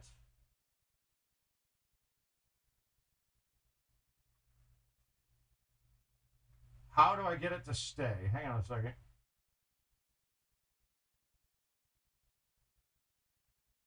How about this one? There it is. I got it. I got it now. All right, I selected the wrong one. Sorry about that. Oh, anytime, Tony. You're good, man. I don't want to. You know, at first I was like, I'm going to cap it at 128. Fuck it. There's too many people that want to play it. Everybody was interested, so we'll give it some time. Yeah, that's the right bag now. I'm looking at it, and that looks correct. Now, if you haven't looked at it, go to the word of mouth page, the Facebook page, and there's a video right on the front of it. That's the differences between the 7, the 8, and the 9, and you're going to be flabbergasted at they're all the same, except the 9 wood goes really high. So you can get over everything and have the same distance. And what you're going to find right now with all the courses, the height is more important than anything else. Now, there is one problem with the 9 wood, and there's also a problem with the 8 wood. When you look at those 3 clubs, the 9 wood shows you an overhead distance that isn't right. It's like 10 yards less. It's 10 yards short of what it should be on that. And that's fine. You just have to adapt to it. The 8 wood is about 5 yards less, and the 7 wood is dead on right. So if you notice in my par 3 bag, I have a 7 wood. And because I don't, if I'm just looking at overheads, I don't care. Like then, oh, he's supposed to make sure you friend me in the app. And you're in too. Shit.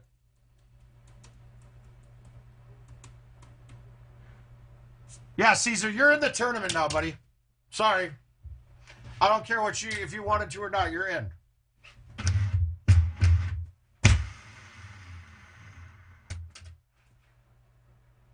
But so then I'm going down the line and filling in the gaps, right? I want to have, and my choice will always be that my attacking clubs, I have more clubs in those areas. Because really what I want to do is have a thumb shot in that I can either backspin, roll, release, anything I want to it. Because those distances are going to be the distances that I'm going to make my money on. So I want to have the easiest shot possible. If that should make sense to everybody.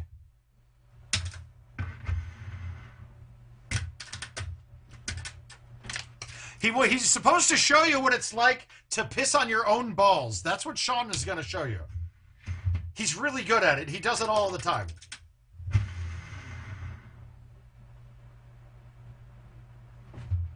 It was funny because a while back we used to be scared of those. That putt won't roll over anymore if you see putt it.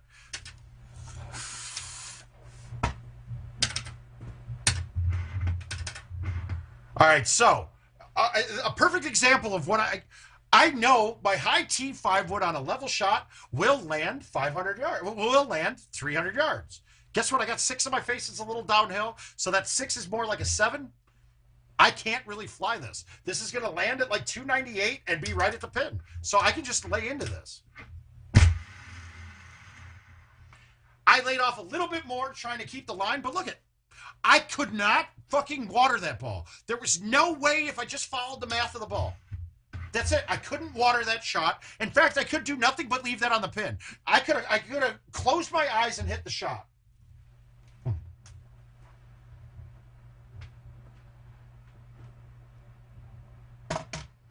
So, I mean, it makes it simple. Make it simple as possible. And stouts do that. They do make the game simple. Hey, Rob, how you doing, buddy?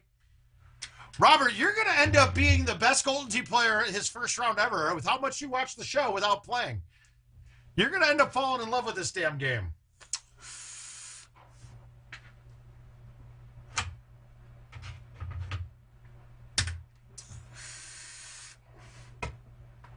All right, next one. Next invite.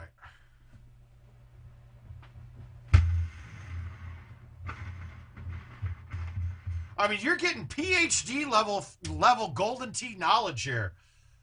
Just take notes, man. Take notes and apply it. Get out to the bar and apply it, Robert.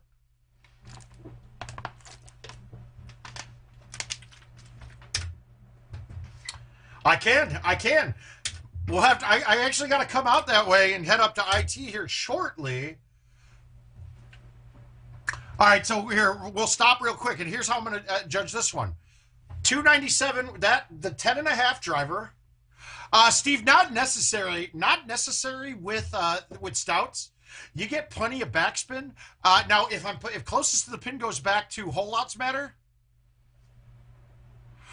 Okay, this year's release is going to be a little different with 2022. And I don't think I can give this away yet, so no, it's not going to be exactly the same, but it will end up being 5 courses with the 2 remastered later on in the year. Just think the same cycle is going to get pushed back, but there's going to be a little bit different release schedule with the courses, though, and I think it's a good idea. But I don't want to let the cat out of the bag. So we know that the high T 10.5 with a flat shot, I call that 350 to 352. 350 to 352 on a fly. Is that getting there? Probably not.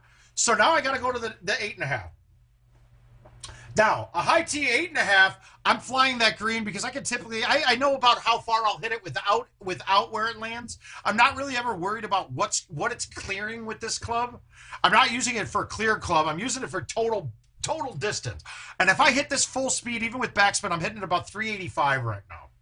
So how do I counteract that? I really want to hit my shot full speed because trying to drop from full speed down to like 135 is one of the hardest things you can do in Golden Tee. You're going to find that when you try to do that, eventually you're going to end up, you can get pretty good at it, but you're going to have those shots where you accidentally hit it 100 instead of 130. So I'll back it up on the tee. And that was with the high tee, by the way. I'm going to high tee it, and I can just hit it. I'm not going to hammer it, but I'm going to hit it. And I hammered it. I caught it full speed, but because I moved it back on the box, I'm not over the green, I'm putting. And Ryan, I don't know if you know this, but you're on Facebook. The bots don't post. Facebook does not allow bots to post back. So you miss out on the chat from YouTube and stuff. I think you might have been one that you said you were watching on a TV and doing chat or watching it and chatting from Facebook, so you're seeing it. But just so you know, somebody might give some interesting piece of advice or a tidbit that you would miss. And I'll try to repeat it for those who are on Facebook. But, I mean, you see how, I took all risk out of that shot possible. Even if you miss the cut, even if you cut it weird, hit it, that ball's still going at the green, and you're not going to have anything worse than a chip. And this is why I have the gaps that I do in my irons. Okay, I want to thumb this. Can I thumb that with backspin? It will get past the hole, but that first bounce might come back too hot and never hit the hole. This will come back and hit the hole. Now I got to look, does a 4.5 wind slow this down enough to back it up? I think it does, and I'm pretty much sure it does. But I'm going to flip this light at about 82, 83, something like that. And I went too hard. But that's still coming back enough. We're good. 82, 83 would have been the same. I would have missed it the same way. If I had the line right, both of them would have gone in.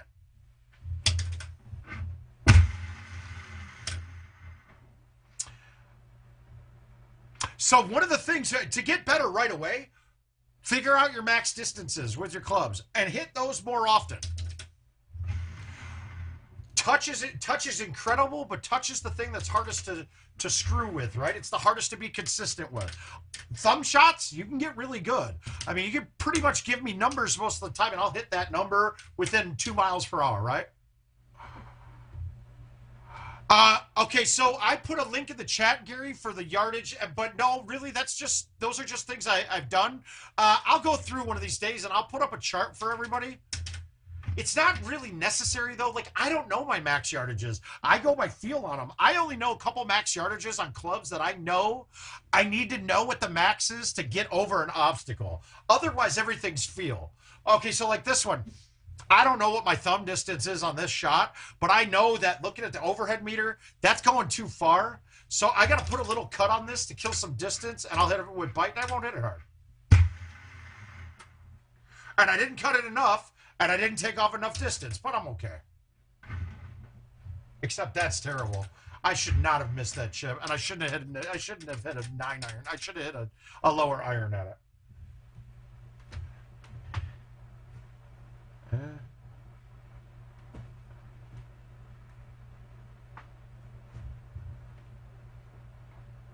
Sure, where'd that go? You want in? All right.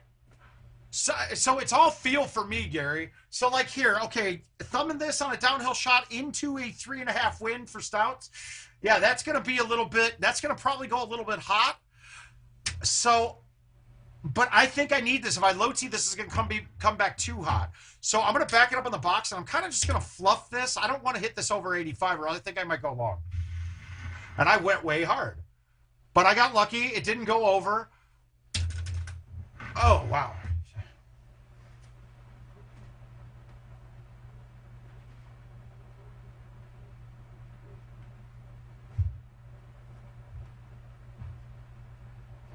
All right, guys, I got one last person watching.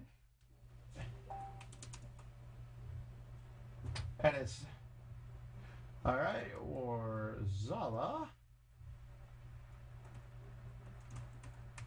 There we go. All right, so that's it. We're finished. We got 100. It's 140. It's going to be 145 people total. We're in. We got it. We're done. Now, when you're using the overhead marker like I do for distances, you have to eliminate it when you're doing it here, when it's raining. Because it's not right in the rain. The rain is wrong. Well, hi, Gino. You're just going to have to know just know by feel what the clubs are going to do. You cannot trust the overhead distance when it's raining because it lessens the distance.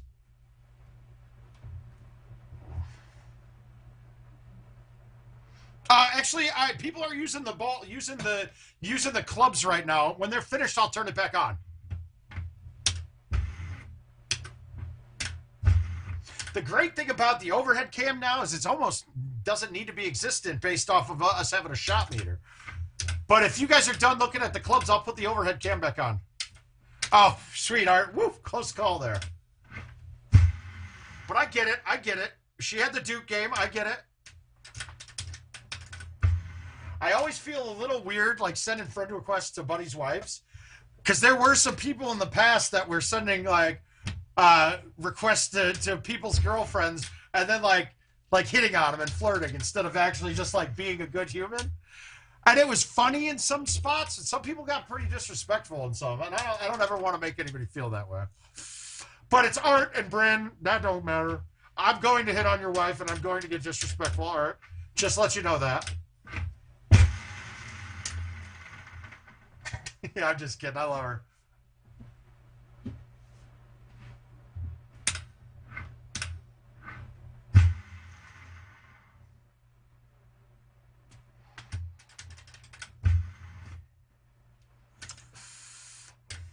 All right, so I think you guys got a good look at it. Oh.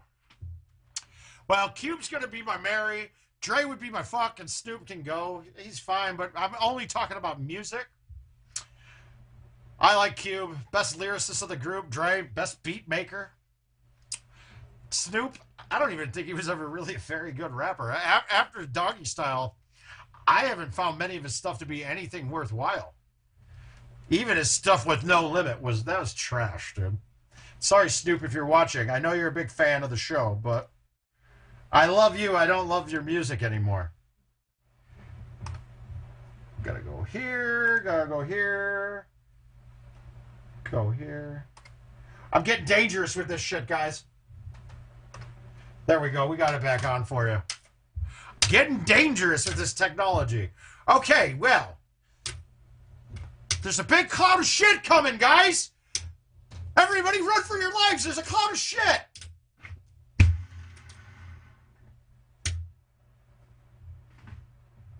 What movie is that? Oh, you're welcome, Ryan. Oh, come on. I hillbilly ripped that. Whoops. My chipping has been so bad. I'm going to just start going back to ripping them. Well, Pac's a legend. Eminem's a legend. 50 Cent's garbage. A couple fun songs in there. So, yeah, Pac would be my Mary, dude. Fucking Christ.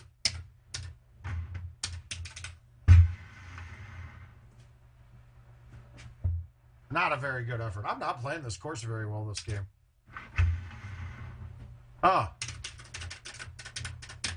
So yeah, that one would be the Mary. We'd have to marry Pac. Actually, I'm more. What's the band with Oscar de la Roca and?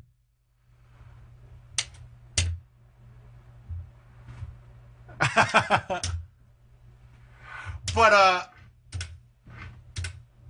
well, there was a bottle of wine at Costco today that had him on the label now too. So.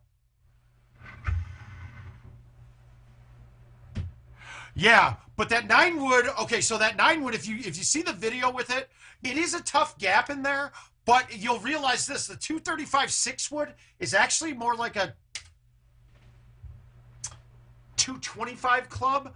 It's shorter than what it says, and the 9 wood can be longer than what it says, so you get a good gap in there. Hey, Adam. Now, technically, this is close to being drivable, but that wind in my face, the pin's right on the edge. If I go for this with a 10.5, I'm going to be short. It's not worth it. So what I'm going to do is I don't want to put myself in that 80-yard range. I want to put this back here so I've got multiple clubs to choose from of my attacking clubs.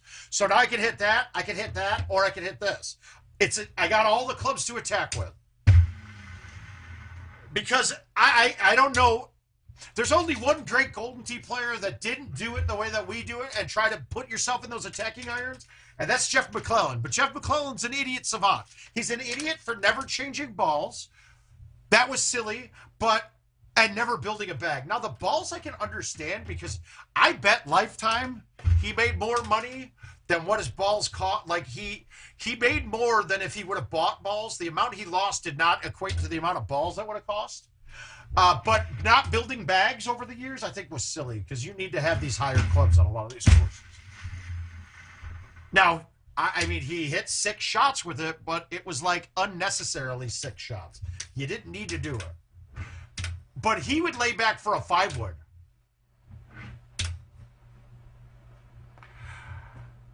It actually does not cut better, Art. The cut is the exact same, and I actually tested that in the video as well. They are absolutely the exact same. If you hit a full with a 9 wood, it will end up, if you do a full with a 9, an 8, and a 7, they will be on the exact same path.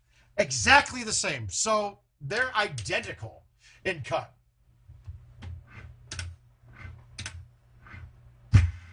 The 9 wood is the only wood. Like I said, the only problem with the 9 wood over the other ones is that the overhead marker is incorrect and the distance they've assigned to the club is incorrect by about 10 yards. The 8 wood's incorrect by about 5 yards, and the 7 wood is deaf. I don't know what he plays now. He built a bag and he plays stock plus, right?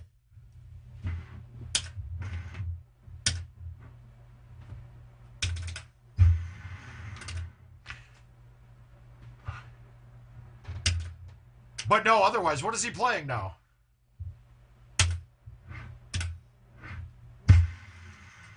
Oh, God, that was bad. I thought I cut that. My cuts are all off. Everything's a little off this game. Oh, well. We're talking more than playing. We're not paying attention to what we're doing. Key on this hole is always look up and make sure you're not underneath one of the branches. This is fine. I think it was stock plus. It was stock plus. I'm telling you right now, if Jeff McClellan decided to switch to arrows, he would be an almost unbeatable force. No, I didn't cut it at all. You know what? Just to show Art up, After this game, I'm going to prove it to you. Oh, God. Now he's got me thinking. Shit.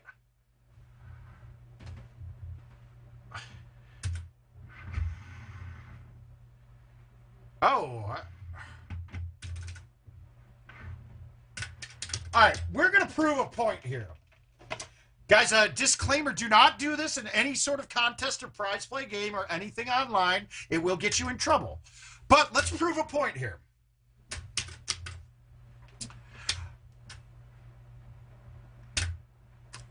All right, 4-player game, casual, 18 holes.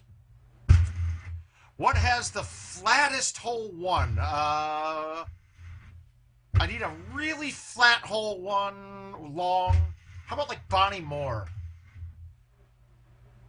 No, that's got that slope to it. Moose, no, Savannah maybe? Yeah, Mayfield will work. But Mayfield, though, isn't it going to be drivable? It might be too short. I just need something flat and straight. That's not flat. Oh, Pembroke will be in between. Pine. Meadow. No. Baja. No, that's not flat always. God damn it. Tropical 1. No. Teton 1, Dodge 1, no. Powell 1. Powell 1, no, no. Jamaica 1, there we go.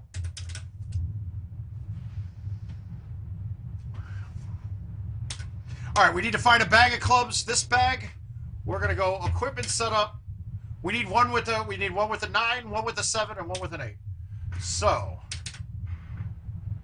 that's got a 9 and an 8. Champ 20, good.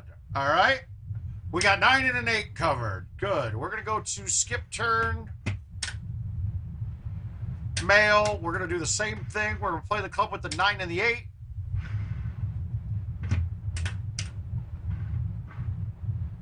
Six and an 8, 9 and an 8. We'll go with the 9 and 8. So we got 9 wood first, 8 wood. Good. Skip turn. Male. Equipment setup. Now we got to find one with a 7 wood. We might actually have to go to the real bags. Nope, there's one. 7 wood. Perfect. Okay, good. Skip turn, and we only need 3 players. So we'll play or quit 4. No, I don't. Well, we could. Yeah, let's go stout. We'll go stouts on all. Good call. We will. Just so you don't have much wind effect. Stout. Okay, so what we're checking is the 9 wood first. We're going to do 1 turn left, make sure there's nothing there. We're going to hit a full, right? With no, we're doing it no tee or nothing, right? Full. That's done. I'm going to open up the deck now, and we're going to only hit it straight. And we're going to hit it straight 142 every time.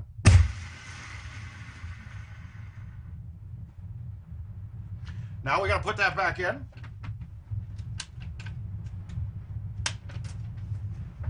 All right, good. We got 1 down. 1 turn left. 8 wood. No spin, no nothing. We're going to pull back full.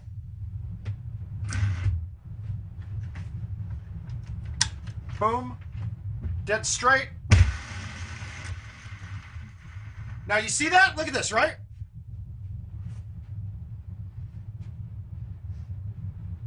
Look at this. They're almost identical, right?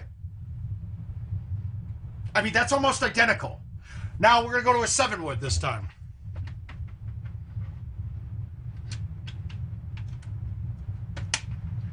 Now what we would see on a perfectly flat shot, right? Oh, whoops, got a turn. Ah, shit, that's why the wind was wrong. Okay, we can replay it. Good call, Gino. I was like, God, that was a little bit off of what I thought. That's fine, though. Oh, good. All right, let's go back. We're going to skip back to this guy. Go for 2. Mulligan him. Good. We're going to put him on stouts. Watch, it won't let me now. No, it will. Good. Thank you, Gino. Woof! Scared me. I was like, I was a little wrong. I was a little off. All right, turn left ones. We're going 8 wood here. Pull back full. Good.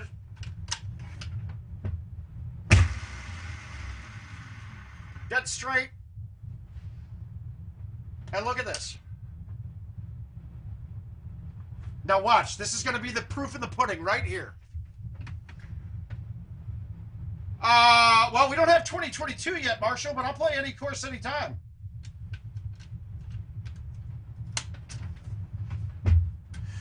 All right, we're going to turn one. We're on stouts. We got the 7 wood. We're going to go full.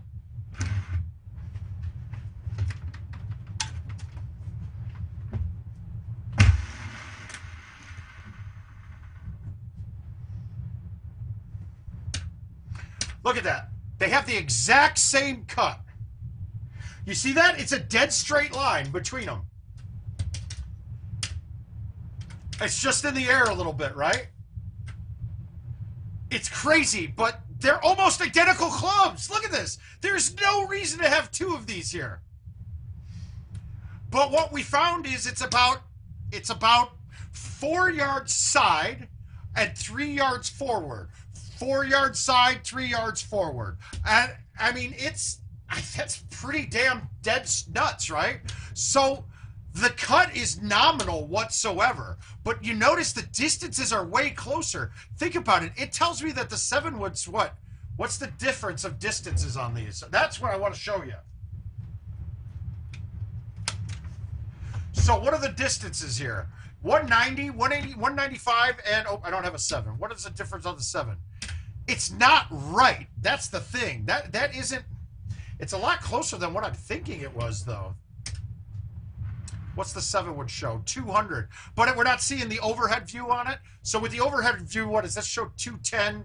The 8 would probably show, I think the 8 shows 195 or something like that, 198. It just doesn't add on the distance of the balls right. So, I mean, that's not... I guess if you're playing a shot that you needed to cut, what? If you needed to move an extra 3 yards right to left, well then cool, you need to go with the 8 wood.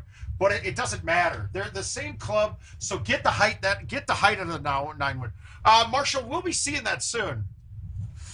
We'll be seeing them soon. I want to say it's going to be end of April, or maybe beginning of April, early March. But it's tentative. There's going to be something different with them this year, too, that we're going to see that we've never seen before. But, like I said, that was something I answered earlier. I can't get into it. I don't think that was released yet, what's going to happen, so...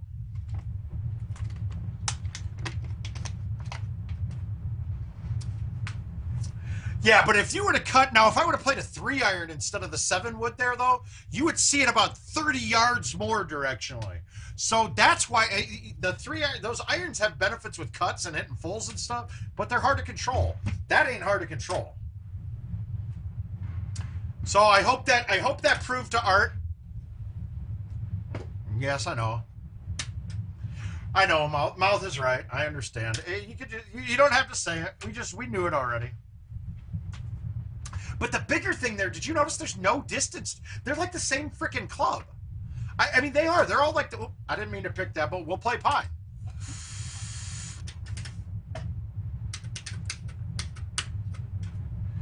All right, 373 into an 8. That's a challenge.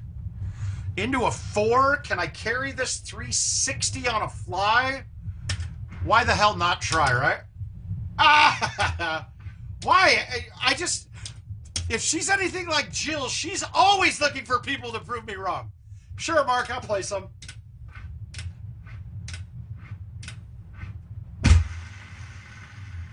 Can we get it over? Barely.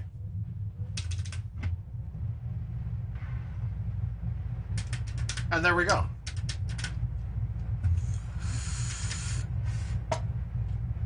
All right, we got 381. I don't like that. I got to go straight at this today because I think that cut's going to hit it. Adam and I were talking sometime at like right now. COVID stuff's not good, so we're going to hold it off.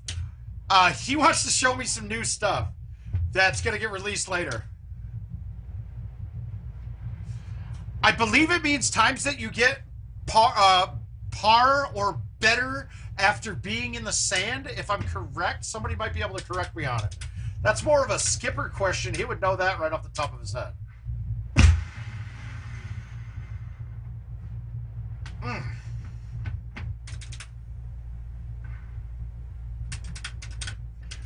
All right, good. Drum it up. I'm glad somebody can see it and turn it. But I'm not sure exactly. Okay, so here's another perfect example. Knowing my distances. 10.5 carries 350 with no wind or on a level shot. So this is level. We got a 4 out wind. Let's assume that adds let's just say it adds a yard and a half per every mile. So could we get to 10.5 there? We might. Do I want to risk it? Absolutely not. I will back this up, give myself a line, and I'm just going to hit the... If the 10.5 is really close to getting there, I know this will get there, and I should have no problem.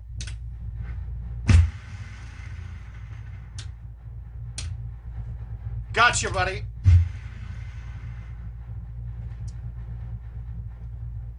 Oh, we got text. Oh.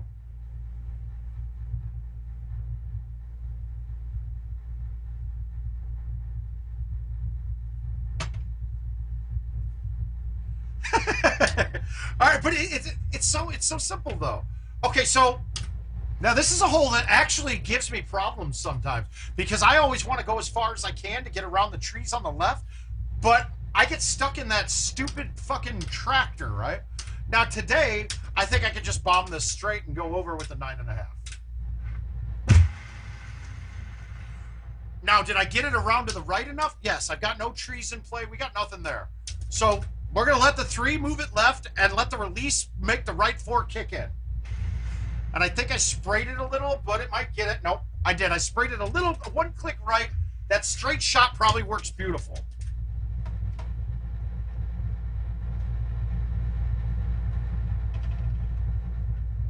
And I will say this. Which one is it? Which one did he send me? Ah! That would be a hell of a name, dude. Honestly, dude. Okay, so now let's think physics on that, Joel.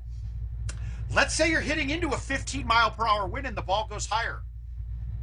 Do you think that 15 wind's going to affect it more because the ball's in the air longer? That physics part of it, or if I'm look at hole 18 of Monty's a perfect example. Well, guess what? If you got a big wind in your face, you can actually hit a low T driver further on that hole. But in general, yeah, you're right. Backspin will make it go higher, and high T will go further for the most part. Now, if I'm hitting a shot, okay, so people say streaks would hit it farther, and I would contend that with a big wind at my back, Titans would go longer because the amount of distance you get with the extra spin on the ball with roll will basically negate the effect of the extra power you have on the ball. So there are other factors in play, but if we're talking generally speaking, yeah, you're correct. But think realistic physics on things, because the game engine is actually taking in realistic physics on it. If you have a ball go higher in the air, wind will play it more. I mean, it's like if you hit a 9-iron, is the wind going to turn it more if it's a right to left than if you hit an 8? The answer is yeah, because the ball's in the air higher. But generally speaking, yes, the high T backspin's going to go further because we're getting into the air. And I want to say it takes until a natural 8-mile-per-hour wind to where that the backspin's height with the high T negate the extra distance you get, and where roll will actually make it go farther. But it's in there. You'll have to play around with it, and you'll get used to it per hole. I don't have it memorized, and rarely do I go against the theory, but know that it's not correct in all scenarios.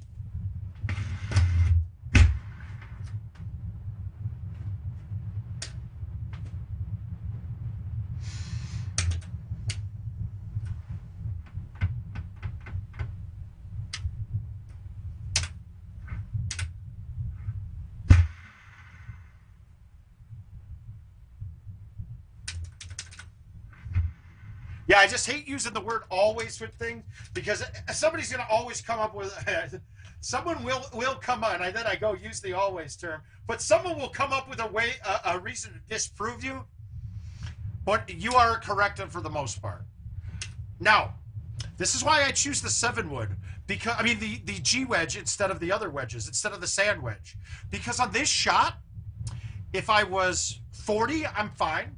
If I was 90, it was fine. If I only had a sand wedge in there, then I'm playing with roll. And most people, when they have just a sand wedge, will use a super or a plus spin club. And it's harder to control roll and your end point than it is to control a shot that you know your end point already. And I didn't say that the way I wanted to, but you kind of, I hope you understand what I mean by it. It's easier to control the distance with my speed off the hit than having to worry about roll being my distance changer. But I can low tee, high tee, and cover all that gap. For the most part, you can with the sand wedge too, but then you'll get a hole like Forest Knoll 17 where that sand wedge just, yeah, I have to hit this high tee, but I didn't want high tee because I need it to roll forward, and that high tee into this wind is going to actually make the ball come down straight so I won't get any spin forward. G-wedge is super versatile for shit like that. I would never tell someone they're wrong, though, if they choose a sand wedge over a G-wedge. I became quite a fan of the G-wedge. And then also when I chip, since it's slightly lower trajectory, it still gets over almost all the same exact things that a sand wedge does. There's a couple of existences that I'll tell you that I do have a sand wedge instead of the G-wedge in the bag. But that G-wedge, then, I can chip that more like a low iron, and I can pull it back less and hit it with roll and get it to go pretty low. And then it's still coming off similar to a putt rather than having a flop shot coming in like you would in real golf.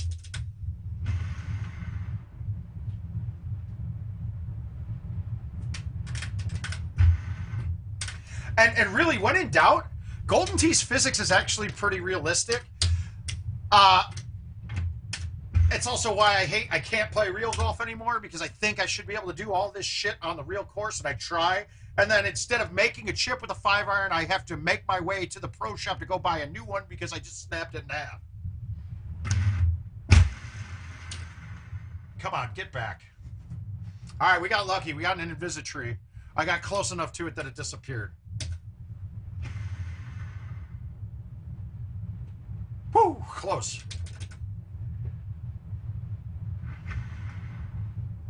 But see, guys, and this is also why I like the questions, because you let me start going on something, and you'll see this stupid hamster fucking go crazy in my head. It's bad.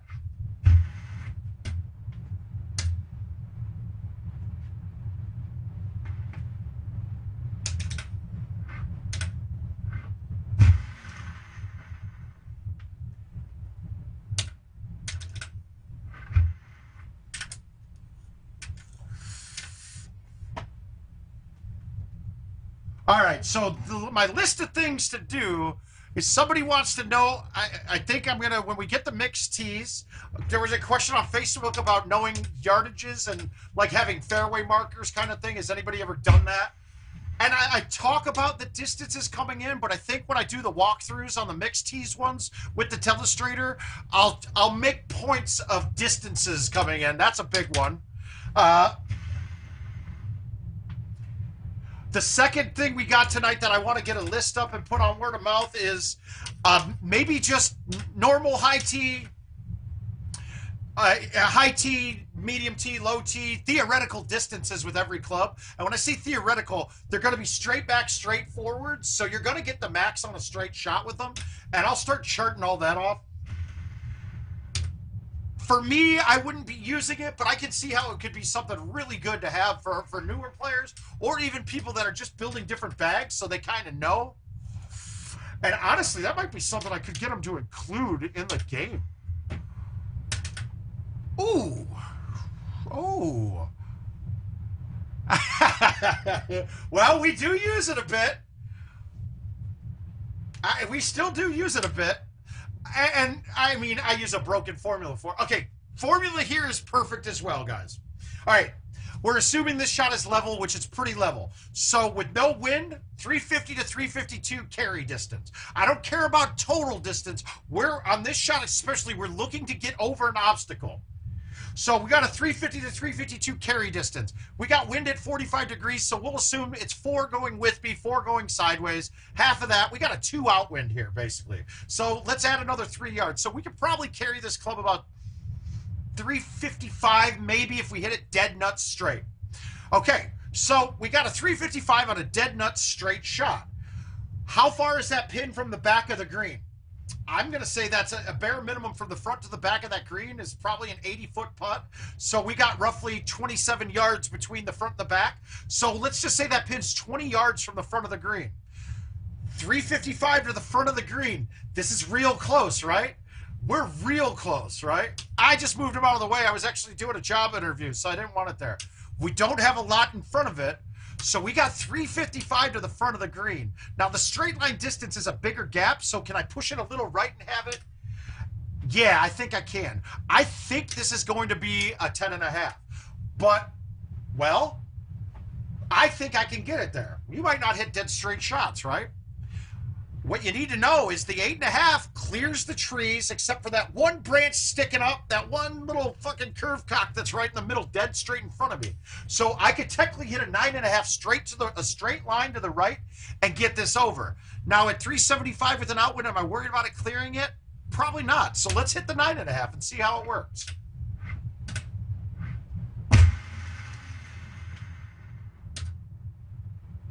Look it, perfect. Now, that is a little bit more risky. You saw I had to weave through some trees there. The 10.5, you don't have to worry about any of the trees. So, if the risk to reward shot, they were both equally bad, but I knew this one would be, I knew I could get this one there for sure. The other one was, if I mishit that a little bit and had a little cross cut on it, I'm landing short and wet and hoping I hit the edge and bounce backwards and leave myself a chip.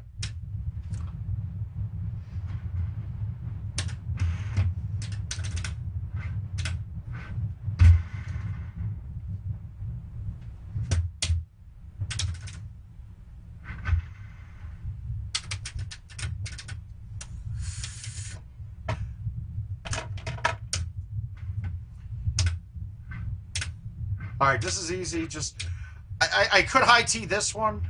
I had experimented with high tee thumbing this, and I caught the end of it too much. So instead, I'm just playing it to the pin and maybe backing it in.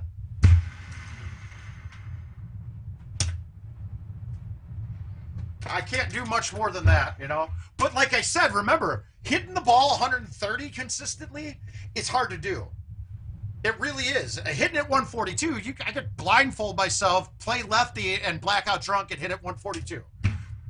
Or at least, right? That's not hard to do, but I wouldn't be able to match out and hit it 130 or 132. That's a harder thing to do, and that's more of a feel.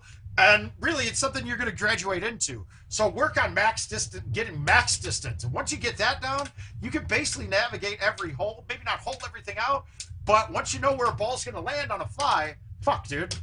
It's easy. Just calculate a little wind and go by feel. Everything else is feel then. And that's what the big benefit of stouts is. When you're playing a wind ball, like Titans, your distances have to get controlled. That's pretty good. Mine is just risk to reward. It's to hit the shot that maximizes the risk without any maximizes the reward without any risk. Okay, like this shot. Here's a perfect thing. I always want to go long in the fairway up there. At least be 180 yards away typically with a straight shot from a fairway or even from the rough, right? But in this case, if you see my overhead marker, if with the 10.5, it is not past the tree line, right? And when I'm saying the tree line, you see the curve in it and then it comes back in a little bit. If it's not over that, you are not getting a high tee driver over this. So now I got to come up with something different. And that something different is you want to just line it up in the fairway in this gap between the trees. It doesn't have to be perfect, but you have to be up there. Okay, so great. I got a shot in now. Is this easier than having a 180-yard shot with no trees in front of me? No. But this is the only way and the safest way to get an eagle here right now. That was kind of a lag. I kind of feel like I've got this in the bag this game as long as I don't screw it up real bad the last couple holes. Guys, this is a great hole to learn on, right? All right, my play, generally speaking, right? I want to curve into, I want the ball to be cutting towards safety, right? And generally, when on something like this, I want to be cutting into the break of the green rather than with it. Because if you cut with the break of the green, your spin, if you put spin on it, it multiplies that break, and then it's pulling me right towards the hazard. So my first look here is to figure out a way I can go right to left at this. Now, high 8 over the top, maybe. That's actually interesting, but it wouldn't be over the top. It would be through this gap with a little cut. And actually, the shot I was planning on playing was going to be cutting the high 7, going right in this gap, but with a little cut. Now, here's the problem, though. When I cut from here, my angle's actually smaller than if I move it a little bit left and open it up. Now, I can throw it right farther and hit it a bit. Wow. I don't like it. I don't know it. I want to win this invite, so I'm going to hit the way I'm planning. So I'm high teeing this, and a lot of the times I'm high teeing this shot on this hole, not because of distance or getting over an obstacle. It's because this green is so tight right to left, and you're always cutting it in. If I play spin with a no tee shot, it will multiply that spin because I'm cutting it in. There's no way to control it. This way I can kind of control it from cutting back to the left. So I'm going to pull it back almost straight, just a click right, and then throw it up through the gap. Now, I overcut it a little bit. I got lucky with that bounce, but that's perfect. There was almost no risk on that shot. Goddamn, there was almost no risk to what I just did.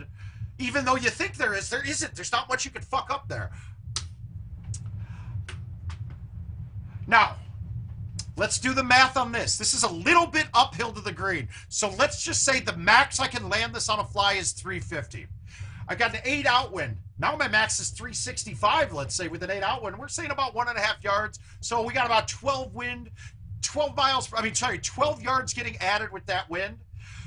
So the play for me on this hole is going to be the 10.5 driver.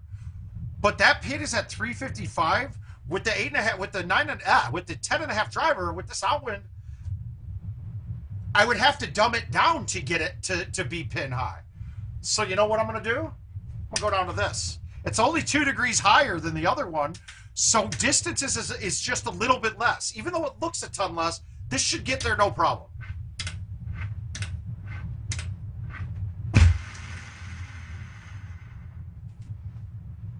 And there we go.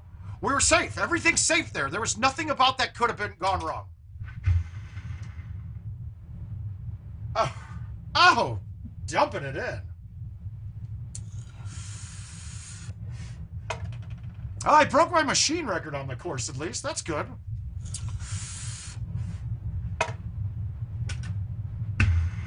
And I'm happy a 29 on pine is going to win you that game 99% of the time. I don't doubt that I won that. Although that wasn't one of the easier looks we did at it.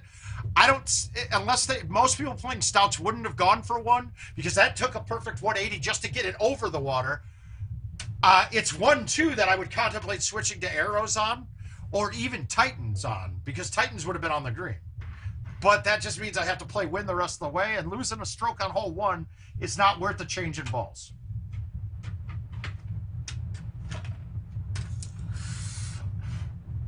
So, is there anything that we talked about during that round that we want to go through again?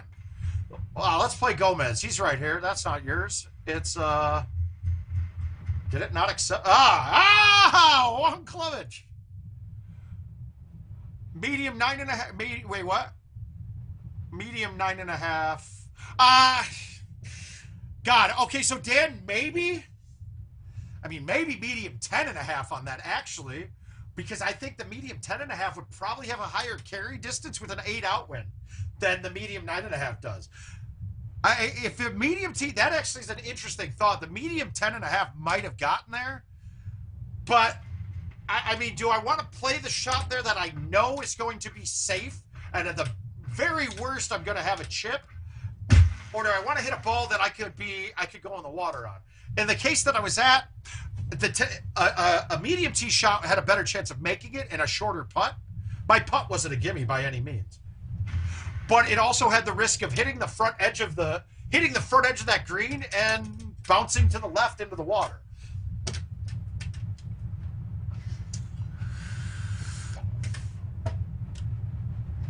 We got nothing there. I don't know why this course is boring to me now when 2 isn't drivable. I don't know. Oh, it won't ever be because we're playing the original boxes.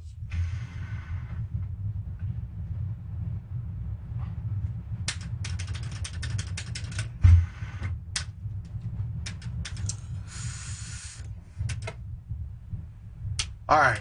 Now this is where it comes into play with the 6-woods distance is way off. It's not going 241 ever. In fact, I'm thumbing this with release. I'm going to move it right a little bit. I'm going to release it. And I pushed it back left. Look at that. At 86, I was with release, I was well short of the distance. So that's why the 6-wood's a great club to fill the gap between the 5-wood and the 9-wood. It doesn't look right, and optically it's confusing, but it's the right club.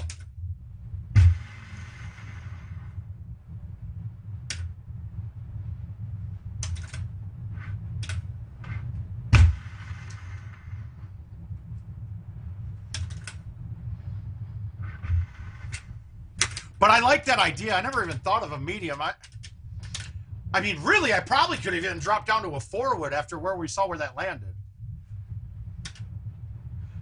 But, and that's why, hey, it's great having you guys because you got me thinking there.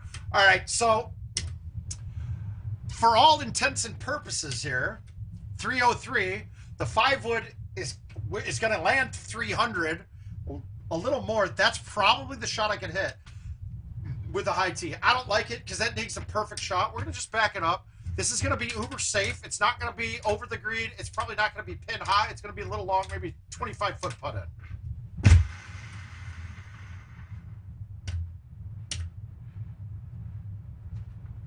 .37. I was offline. If I had that centered, that was fine. So the 5-wood probably was the right play to make that, but cross cut on that, you lose a little distance, and that doesn't get there.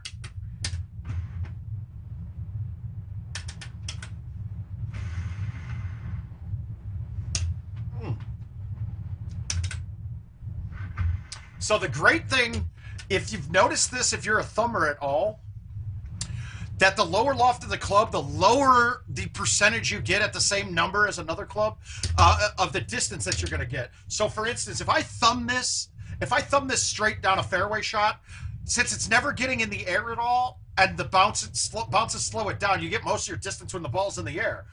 I would thumb this club like 285. But let's say a 9-iron that shows me 103, I will land that 103 with no wind, obviously. So if you high tee one of those clubs, that you can get your thumbs back to about the normal distance compared to your overhead view. And it's something I never used to do. I used to hate high tee thumbing. Every time I high teed, I would pull back. And once I started seeing that, it's too important not to.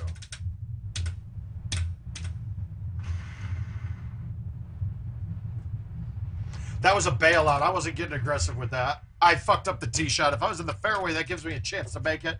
I didn't hit it hard enough. We're good, though.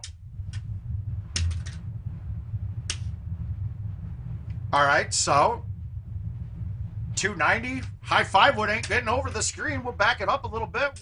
We're popping at it. Now, do remember, course is older than 2020. When you move the tee, it doesn't change the distance. I moved that tee back. I lost about 5 yards. This is 295. Got a slight cross in my face and a little uphill. I can murder this, and this is not over the green.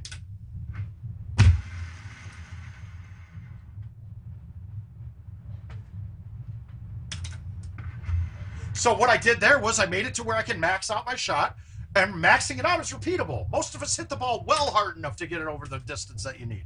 I mean, getting over the max that a trackball reads.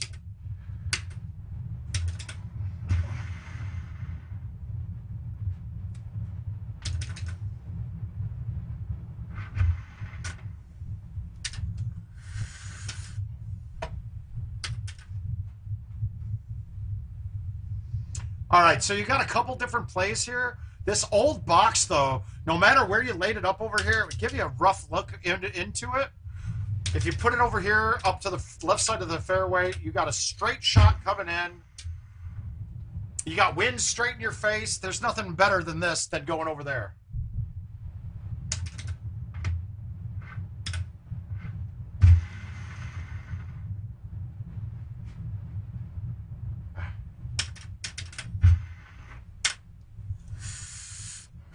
And as much as like when I talk through them, just know that is exactly what I'm doing in my head every shot that I hit. Like that's what I'm doing. This is an interesting shot. If you're playing the 8.5 and it's longer, the hole is longer, you could actually medium tee this shot and get it underneath the archway and still get it up. It's not a good look today for it because I'd have to cut it and it's going to be bad. It would be a rough shot. But we got 12 in our face. This is a time where high tee into the 12 in the face with this club is actually going to save me a couple yards at the end of it. So it will make it go a little shorter in this case, which is good because we know that if I max this out on a level shot, it's 350. I backed it up in the box. We're sitting about 335. We got 6 in our face. We're losing 1.5 yards per mile per hour wind. So we're losing 10 miles per hour. I mean, 10 yards on this. So we're looking at 340 to a 335 shot. This should work perfectly. I can probably hit this full. I'm going to hit it with bite, and I'm just going to hit it. I mean, guys, it's if you do the math right, it's a really easy game. And honestly, I probably wouldn't have thought to do that shot if we weren't talking through it just then. If you can get past the tree line, if you can get past the tree line, your best play is to go to the left. I think I can here. It's going to be awfully close, and if I don't, I'll have a baby cut coming in. The other way to play this is stay up to the front edge right here. You got to be in the fairway or first cut. Out of the rough, it's tough, but you'll have a cut shot in. And you can cut it into the face of that hill coming in, and it bounces up soft. You lose your spin, so you don't have a chance of making it, but it's safe. We're going to try to go this way and hammer it straight. Now, back when this course was live, I would have turned here and buried a 158 A1 and been outside of it. If I try an A1 from here right now and it reaches 151 halfway between the one and the two, that's cutting and it puts me in the rough. And I can't be in the rough here. So I'm just going to hit a straight line out to the left edge of the first cut there, and hopefully it kicks pretty far. And we got a straight shot in. This is going to be our optimum play here. We know that the 6 was shorter than it says. So, I mean, look at that. At 100, it was 20 yards off the distance of it. So we got to just, in your head, you got to take that down. I know it's annoying, but you got to take it down a bit. Hi, Ricky Bobby. How you doing, buddy? All right, we got an outwind of 13. This is going to be my club. I don't want to try to overhit this. Yeah, could I get it there? Yes, but it's giving me all sorts of risk. What I'm going to do is take this. I'm going to low tee it. I'm going to backspin it. And I'm going to cut it and throw it out pretty far because I want this to have an angle like this. So when it hits the green, it basically turns straight left, maybe a little bit up the hill. But it's not going to come back up the hill very much. Okay, more cut, a little bit farther out than that would have. I didn't get it out far enough, but you saw the angle that it came back. I fought in to where I've almost made the hole the biggest it could possibly be at that angle. You got options on this hole? Not many, though. All right, so your first look on this hole, the first spot you want to be is see if your tee box lines you up to get to that strip on that island out there. So here it's not possible, right? So what most people are going to tell you to do is to put it here, right? I don't like that shit. That's not the right shit. We're going to do this.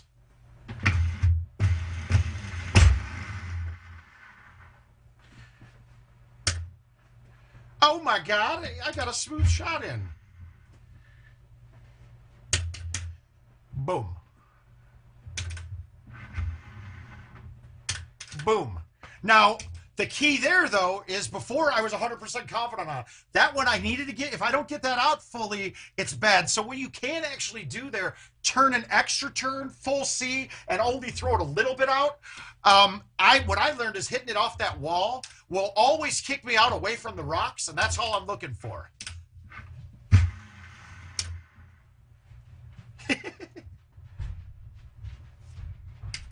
Ah, shit, Ricky Bobby. Coming through, talking smack. I love it. I'm going to win the machine, dude. Oh, crap. I got lucky. That could have bounced backwards and gone wet. Woo! Oh.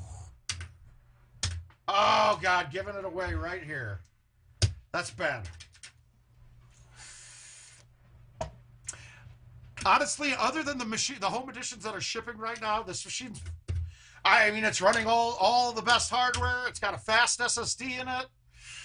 It's got extra RAM in it, which I don't really think matters. I think I've got 8 gig in it. It only reads 4. I don't even know if it's using any of the extras.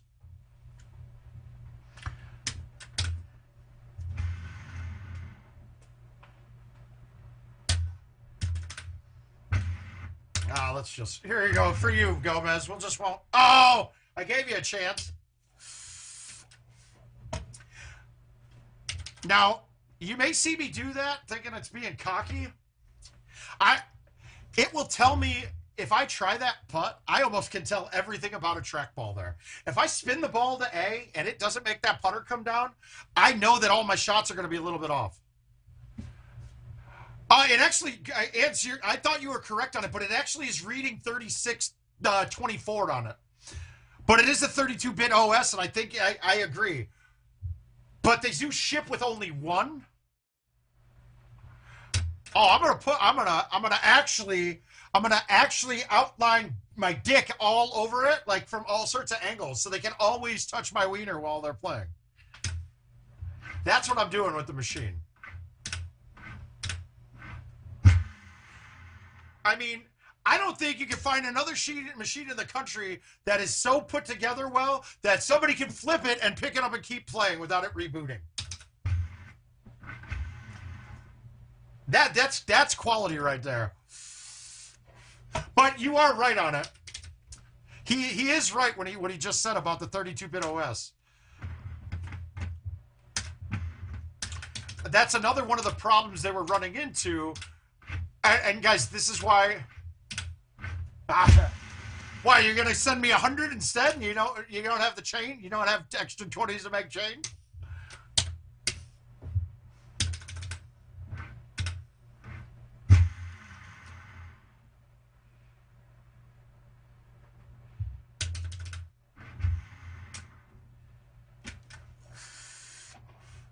Dude, you cannot put a price on getting AIDS from playing Golden Tee, Ricky.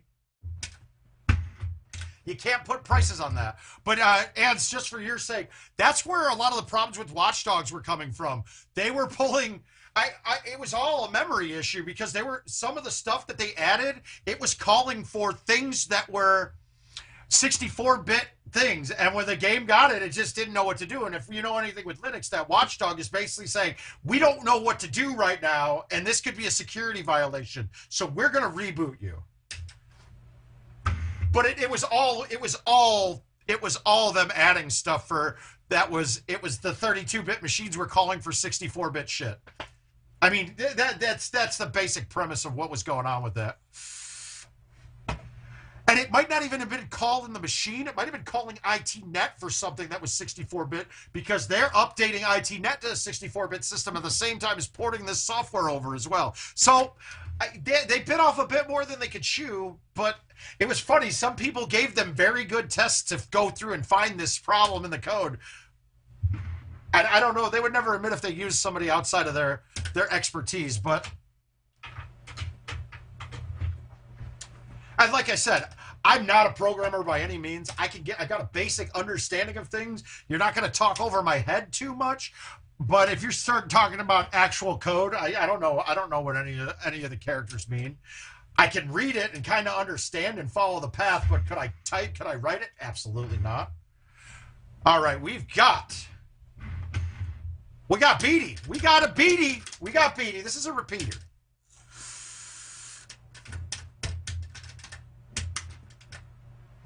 All right. Ah, giddy up. That's my man, Greg. Greg, hopefully COVID kills that basketball tournament this weekend, and you get to ride to Peoria with us. And if that's the case, just come up here Friday. We'll do what you're doing right now. Maybe stream a little. Maybe go to the bar and make asses out of ourselves. I don't know. They love me there for some reason. Now, I'm going to try to hit a C3 here. If I catch a C3 at 158 on this and get it fully out, this is most likely on or a very short chip. If I don't, I'm probably going to end up short, but that's fine. It's not any different than if I lay up. 152 all the way out, not going to be there. I needed really a 158 to have a chip at it, but this is fine.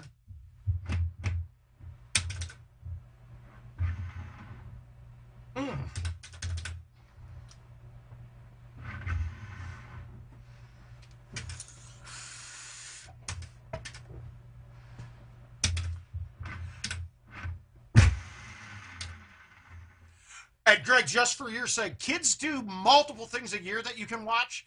GoldenTeeTV tournaments don't happen as often as that. So I think logically speaking, like, you should ditch your child to go play GoldenTeeTV at all chances you can. I know I'm not a parent right now either, so I guess I've got a skewed view of that. Oh, my wife texted me. Let's see what she said.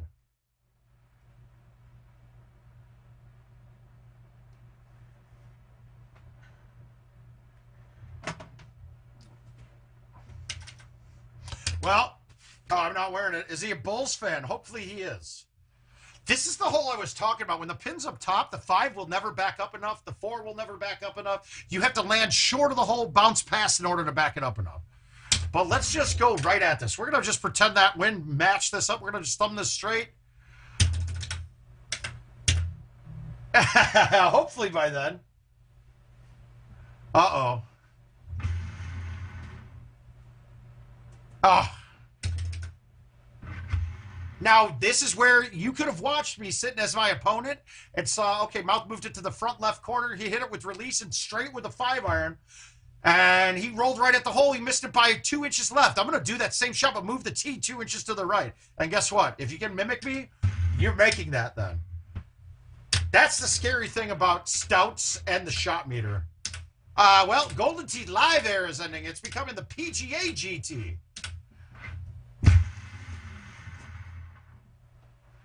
But hi, Adam Miller. Hey, buddy. Well, then it sounds like you need some minutes away too.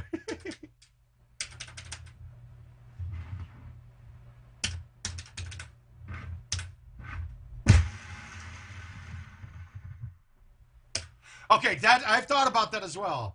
The +4 was where I would go, but yeah, I agree. Paul Luna and I were talking about that while he was up here, and we both have contemplated doing it.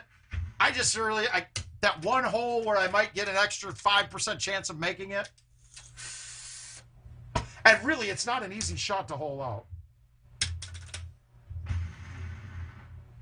But Adam, I'm assuming this tournament that I'm running is going to take about 6 months, and by then PGA will be out.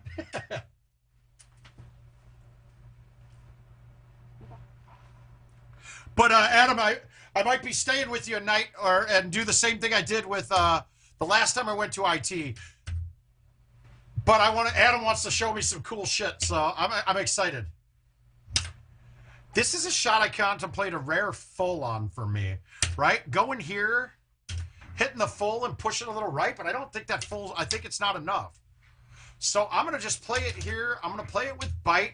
I'm going to cut it and then try to hit it just left of that. Actually, I'm going to go here. Nope, this is my shot. I'm going to cut it and go through the gap.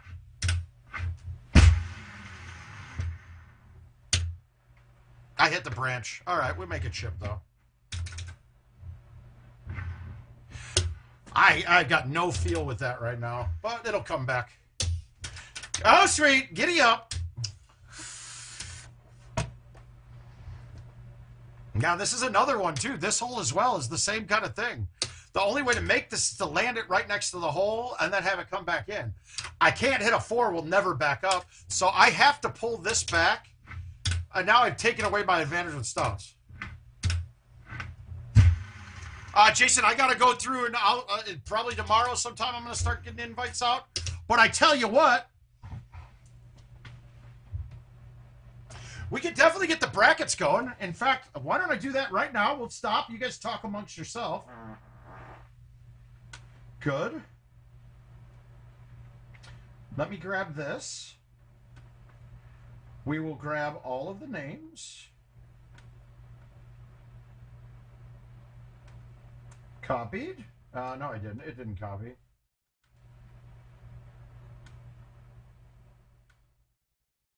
Copied. Okay, we got it. Let's go to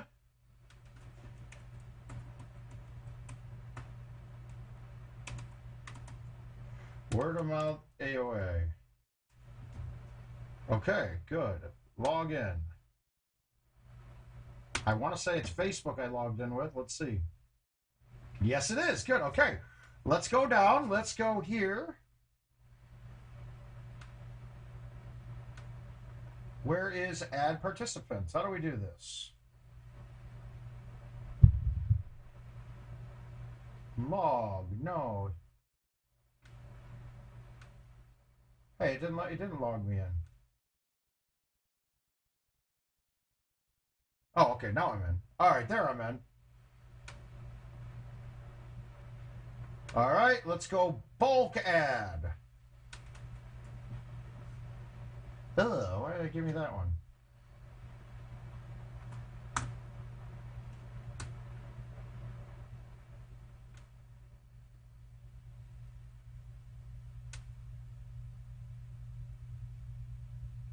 All right, we're bulk adding right now. It's actually 145.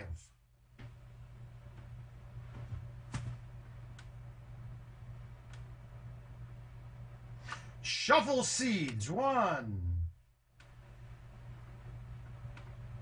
2. How many times do you guys want me to shuffle the seeds? You guys pick. You give me a number. I'm going to shuffle it that many times. So say that. Tell me right now.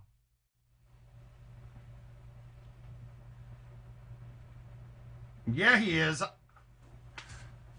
I need a number. One number. 5 times. Perfect. 1.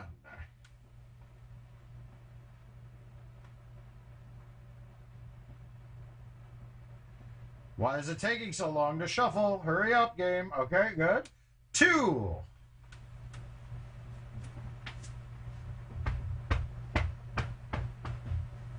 Jason Stark on the second one. You would have been the 2 seed.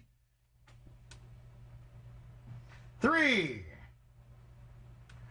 4, and 5. Jenny Donnelly gets the first seed. That's good. Okay. We're good. Okay, now what do I do next? All right, we got a preview bracket.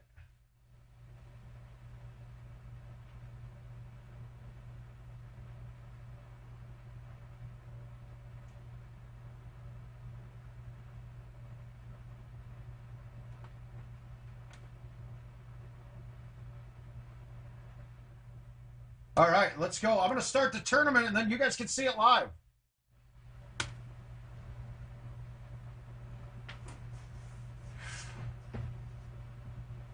All right, here we go. We'll give you guys the live bracket here.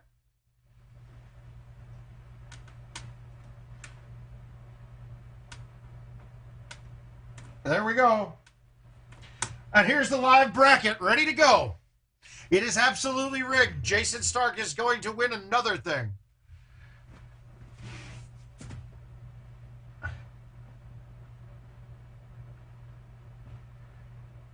No, I got it all, dude. It's all right there. All right, let's take a look at this live. Let's see. What interesting matches are we going to have in the first round? Steins, Matt Miller, Dave Rosala.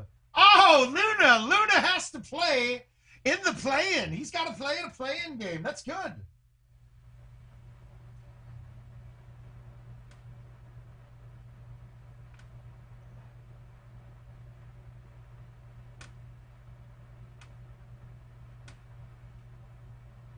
Oh, I absolutely do, Greg. I do. I don't need the persona IDs as much. I do have them though. The only thing I would use the persona IDs to is in case there's a question on handicap, I can pull the last certain amount of game data by asking IT to make sure that it wasn't tainted. Because there's pretty significant prizes for online. But honestly, I looked at everyone as they sent in the friend request. There wasn't anything way out of line. It looked pretty good, and I have more faith in people than that.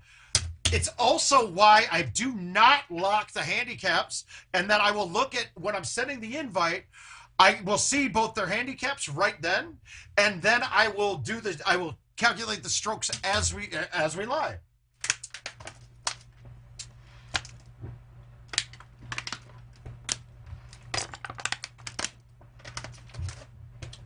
And any match that ends in a tie, that the loser of the game by points will get a chance. They'll play me with the same 75% handicap rules. If they beat me, they get $50.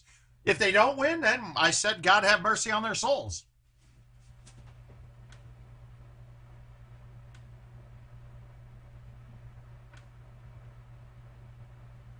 Ah, Tickner, it is rigged. You got to play the first round match. You got to play in the first round.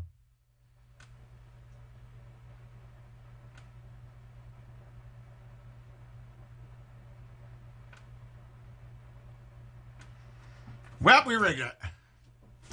But I don't trust him. I don't plan on having to use it. Well, you don't have a buy the first round. It's that there's play-ins to get down to 128.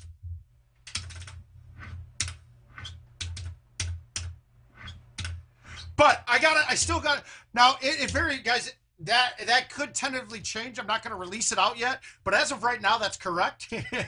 It could change, though, and then I would have to redraw. If I go through and I see a double name kind of thing, a double name really wouldn't hurt anything. Did Evan do it? What do you mean, did Evan do... Okay, guys, now question here. I want to get a personal opinion, right? Okay, I am making some cash off of this. But I've also made sure there is more in physical value to prizes than entry fees collected. I'm making a little cash, absolutely. But is that a rake if you actually are winning more? There's more to be won than what's put in? I don't know. That argument that Gossett was putting up there I thought it was absolutely asinine. And somebody at his skill level, how do you not get into any chance that you have to put money in and get more out? I just don't get it. It just doesn't make sense to me.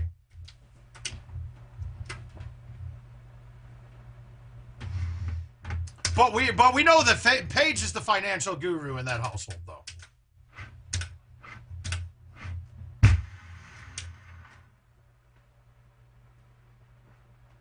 Oh, no, he did not. He did not. Whatever, it's fine. He does what he does. That's fine. Let's stand on other people's shoulders and pretend to be tall. That's where I'm at. Hey, if anybody's parsing through there right now on names, and just if you guys see a duplicate name, because I may have added a name and they added themselves. Like I tried to beat them to it. And I caught the one time that it happened on there, but make sure, if you guys see it in there, please let me know.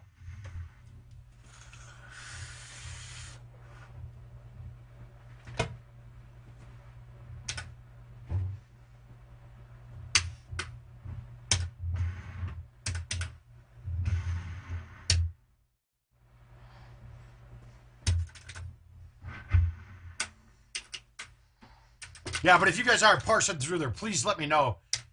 Having somebody else check my work is awesome.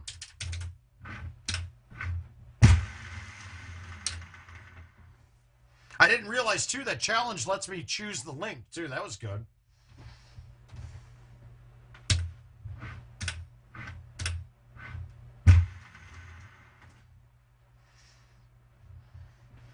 You know what I'm going to do, too, right now? Give me 1 second.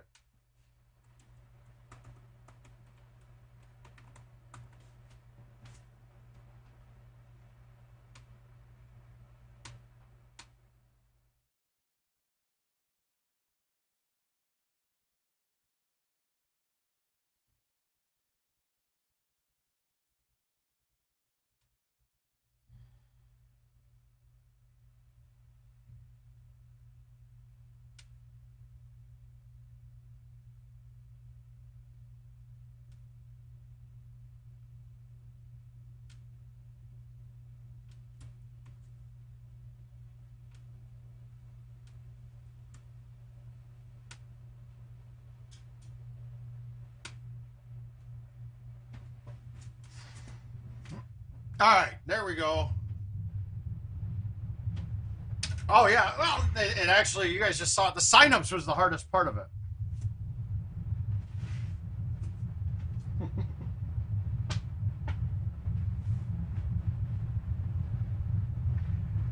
All right, let's see if this is working right now.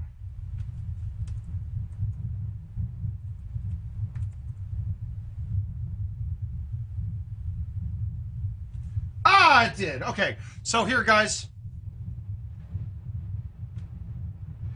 If you want to get there and you need to remember it, this is how to get to the tournament.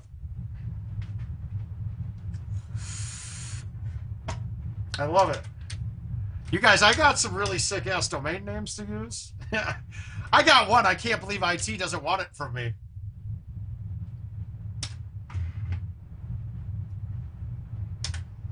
It's better than any of the domains that they're using. I'll flat out say that.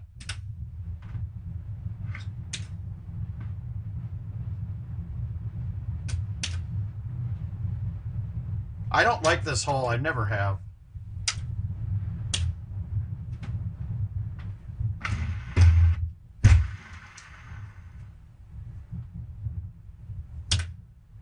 I thought that ended up being much better.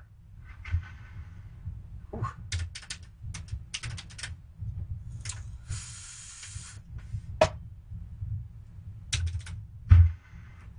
But that might take a minute. I did just put the forward in, but it worked for me, but it might take a second for DNS to register.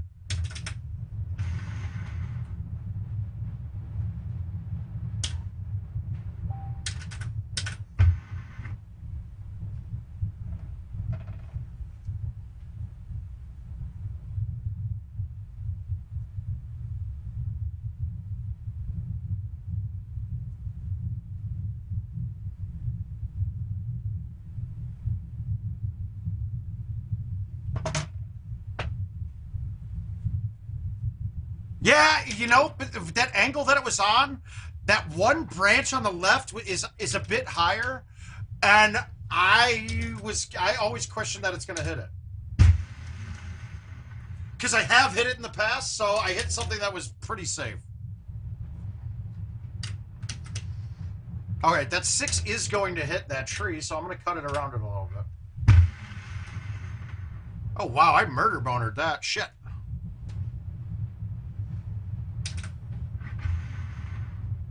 Woo! Saving it. Saving it.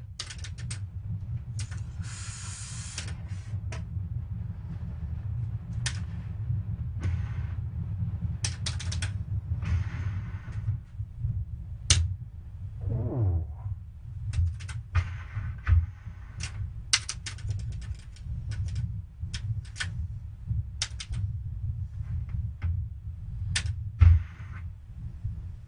All right.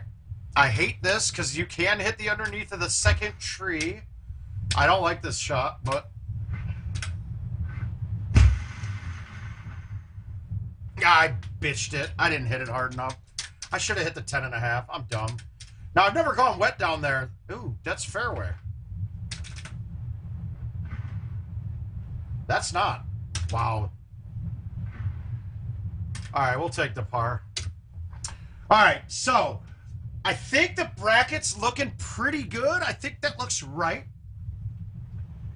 Let's just parse through and make sure we're not seeing two of the same names anywhere.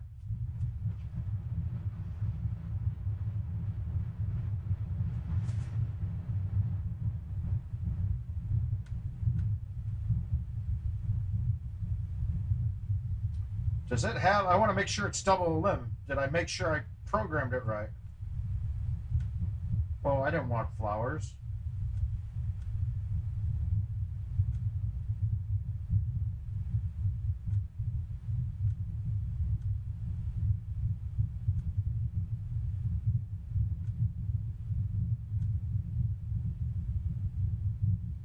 All right, it is. It's good.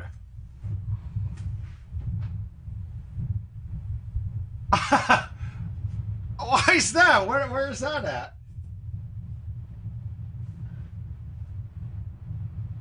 It could be brutal. This is pretty good.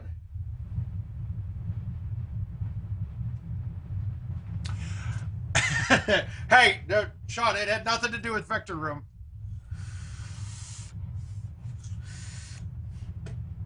It wasn't anything like that. We try to keep everything above board there. I should have hit the buttons on the live stream, but that's you and Ben. Oh God, Mark. Oh, that's hilarious, dude.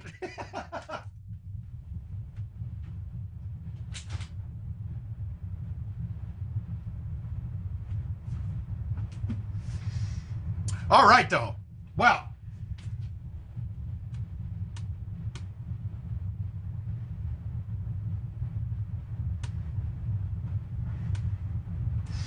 you know, I'm just going to hope everybody was honest and paid. I don't really want to screw around. It's not worth it. If anybody's ever had to try to look through 150 some PayPals, 10 Zells, and split that up, it is really not easy to find what you're looking for, especially since people's PayPal names are different than their real names.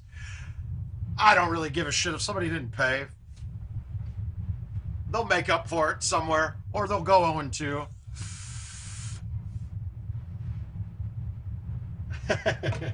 All right, guys.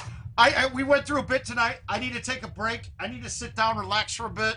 I got an early doctor's appointment in the morning. Thank God, no cancer. That's good. That we're past the cancer thing. Maybe they come out and say something in the stomach. I don't know, but we're past cancer right now. So apparently my metabolism must have just gone super speed and said, "Hey, we're gonna skinny you up, mouth. The world's looking at you," because you know all the attention. Oh, Inside Llewyn Davis. That's a fucking fantastic movie, Dan. Way to go, dude. Oh, fantastic, dude. Anal ass cancer. Why would it be anal ass cancer? Would it just be anal cancer? I don't know. That's kind of redundant. I think doctors wouldn't want to be redundant. Yeah, Dan, that's a good one. But I'm going to call it a night. We had a bunch in here. Thank you guys for asking some questions. I do appreciate it. It gets me going. I hope we learned a little bit tonight. But I hope the whole thing is make the game easy. Wait till you get, if you want to make it harder after that, do it.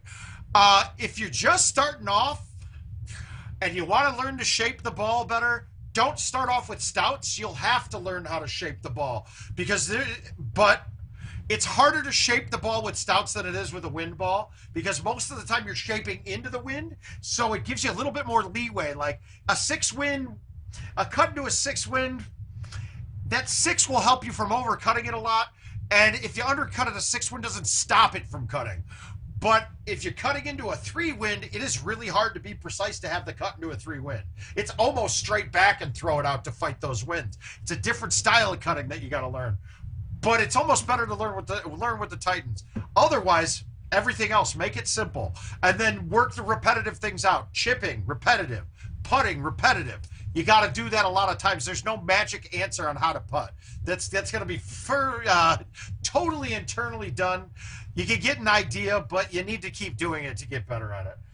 It's like everything. It's why I'm terrible at sex, because I don't get to do it much anymore.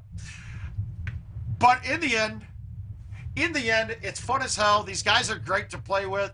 Everybody here that you meet nowadays at tournaments will not hesitate to play with you. Some of them might try to take some money from you but call it cost of doing business, or call it we've all paid those dues too.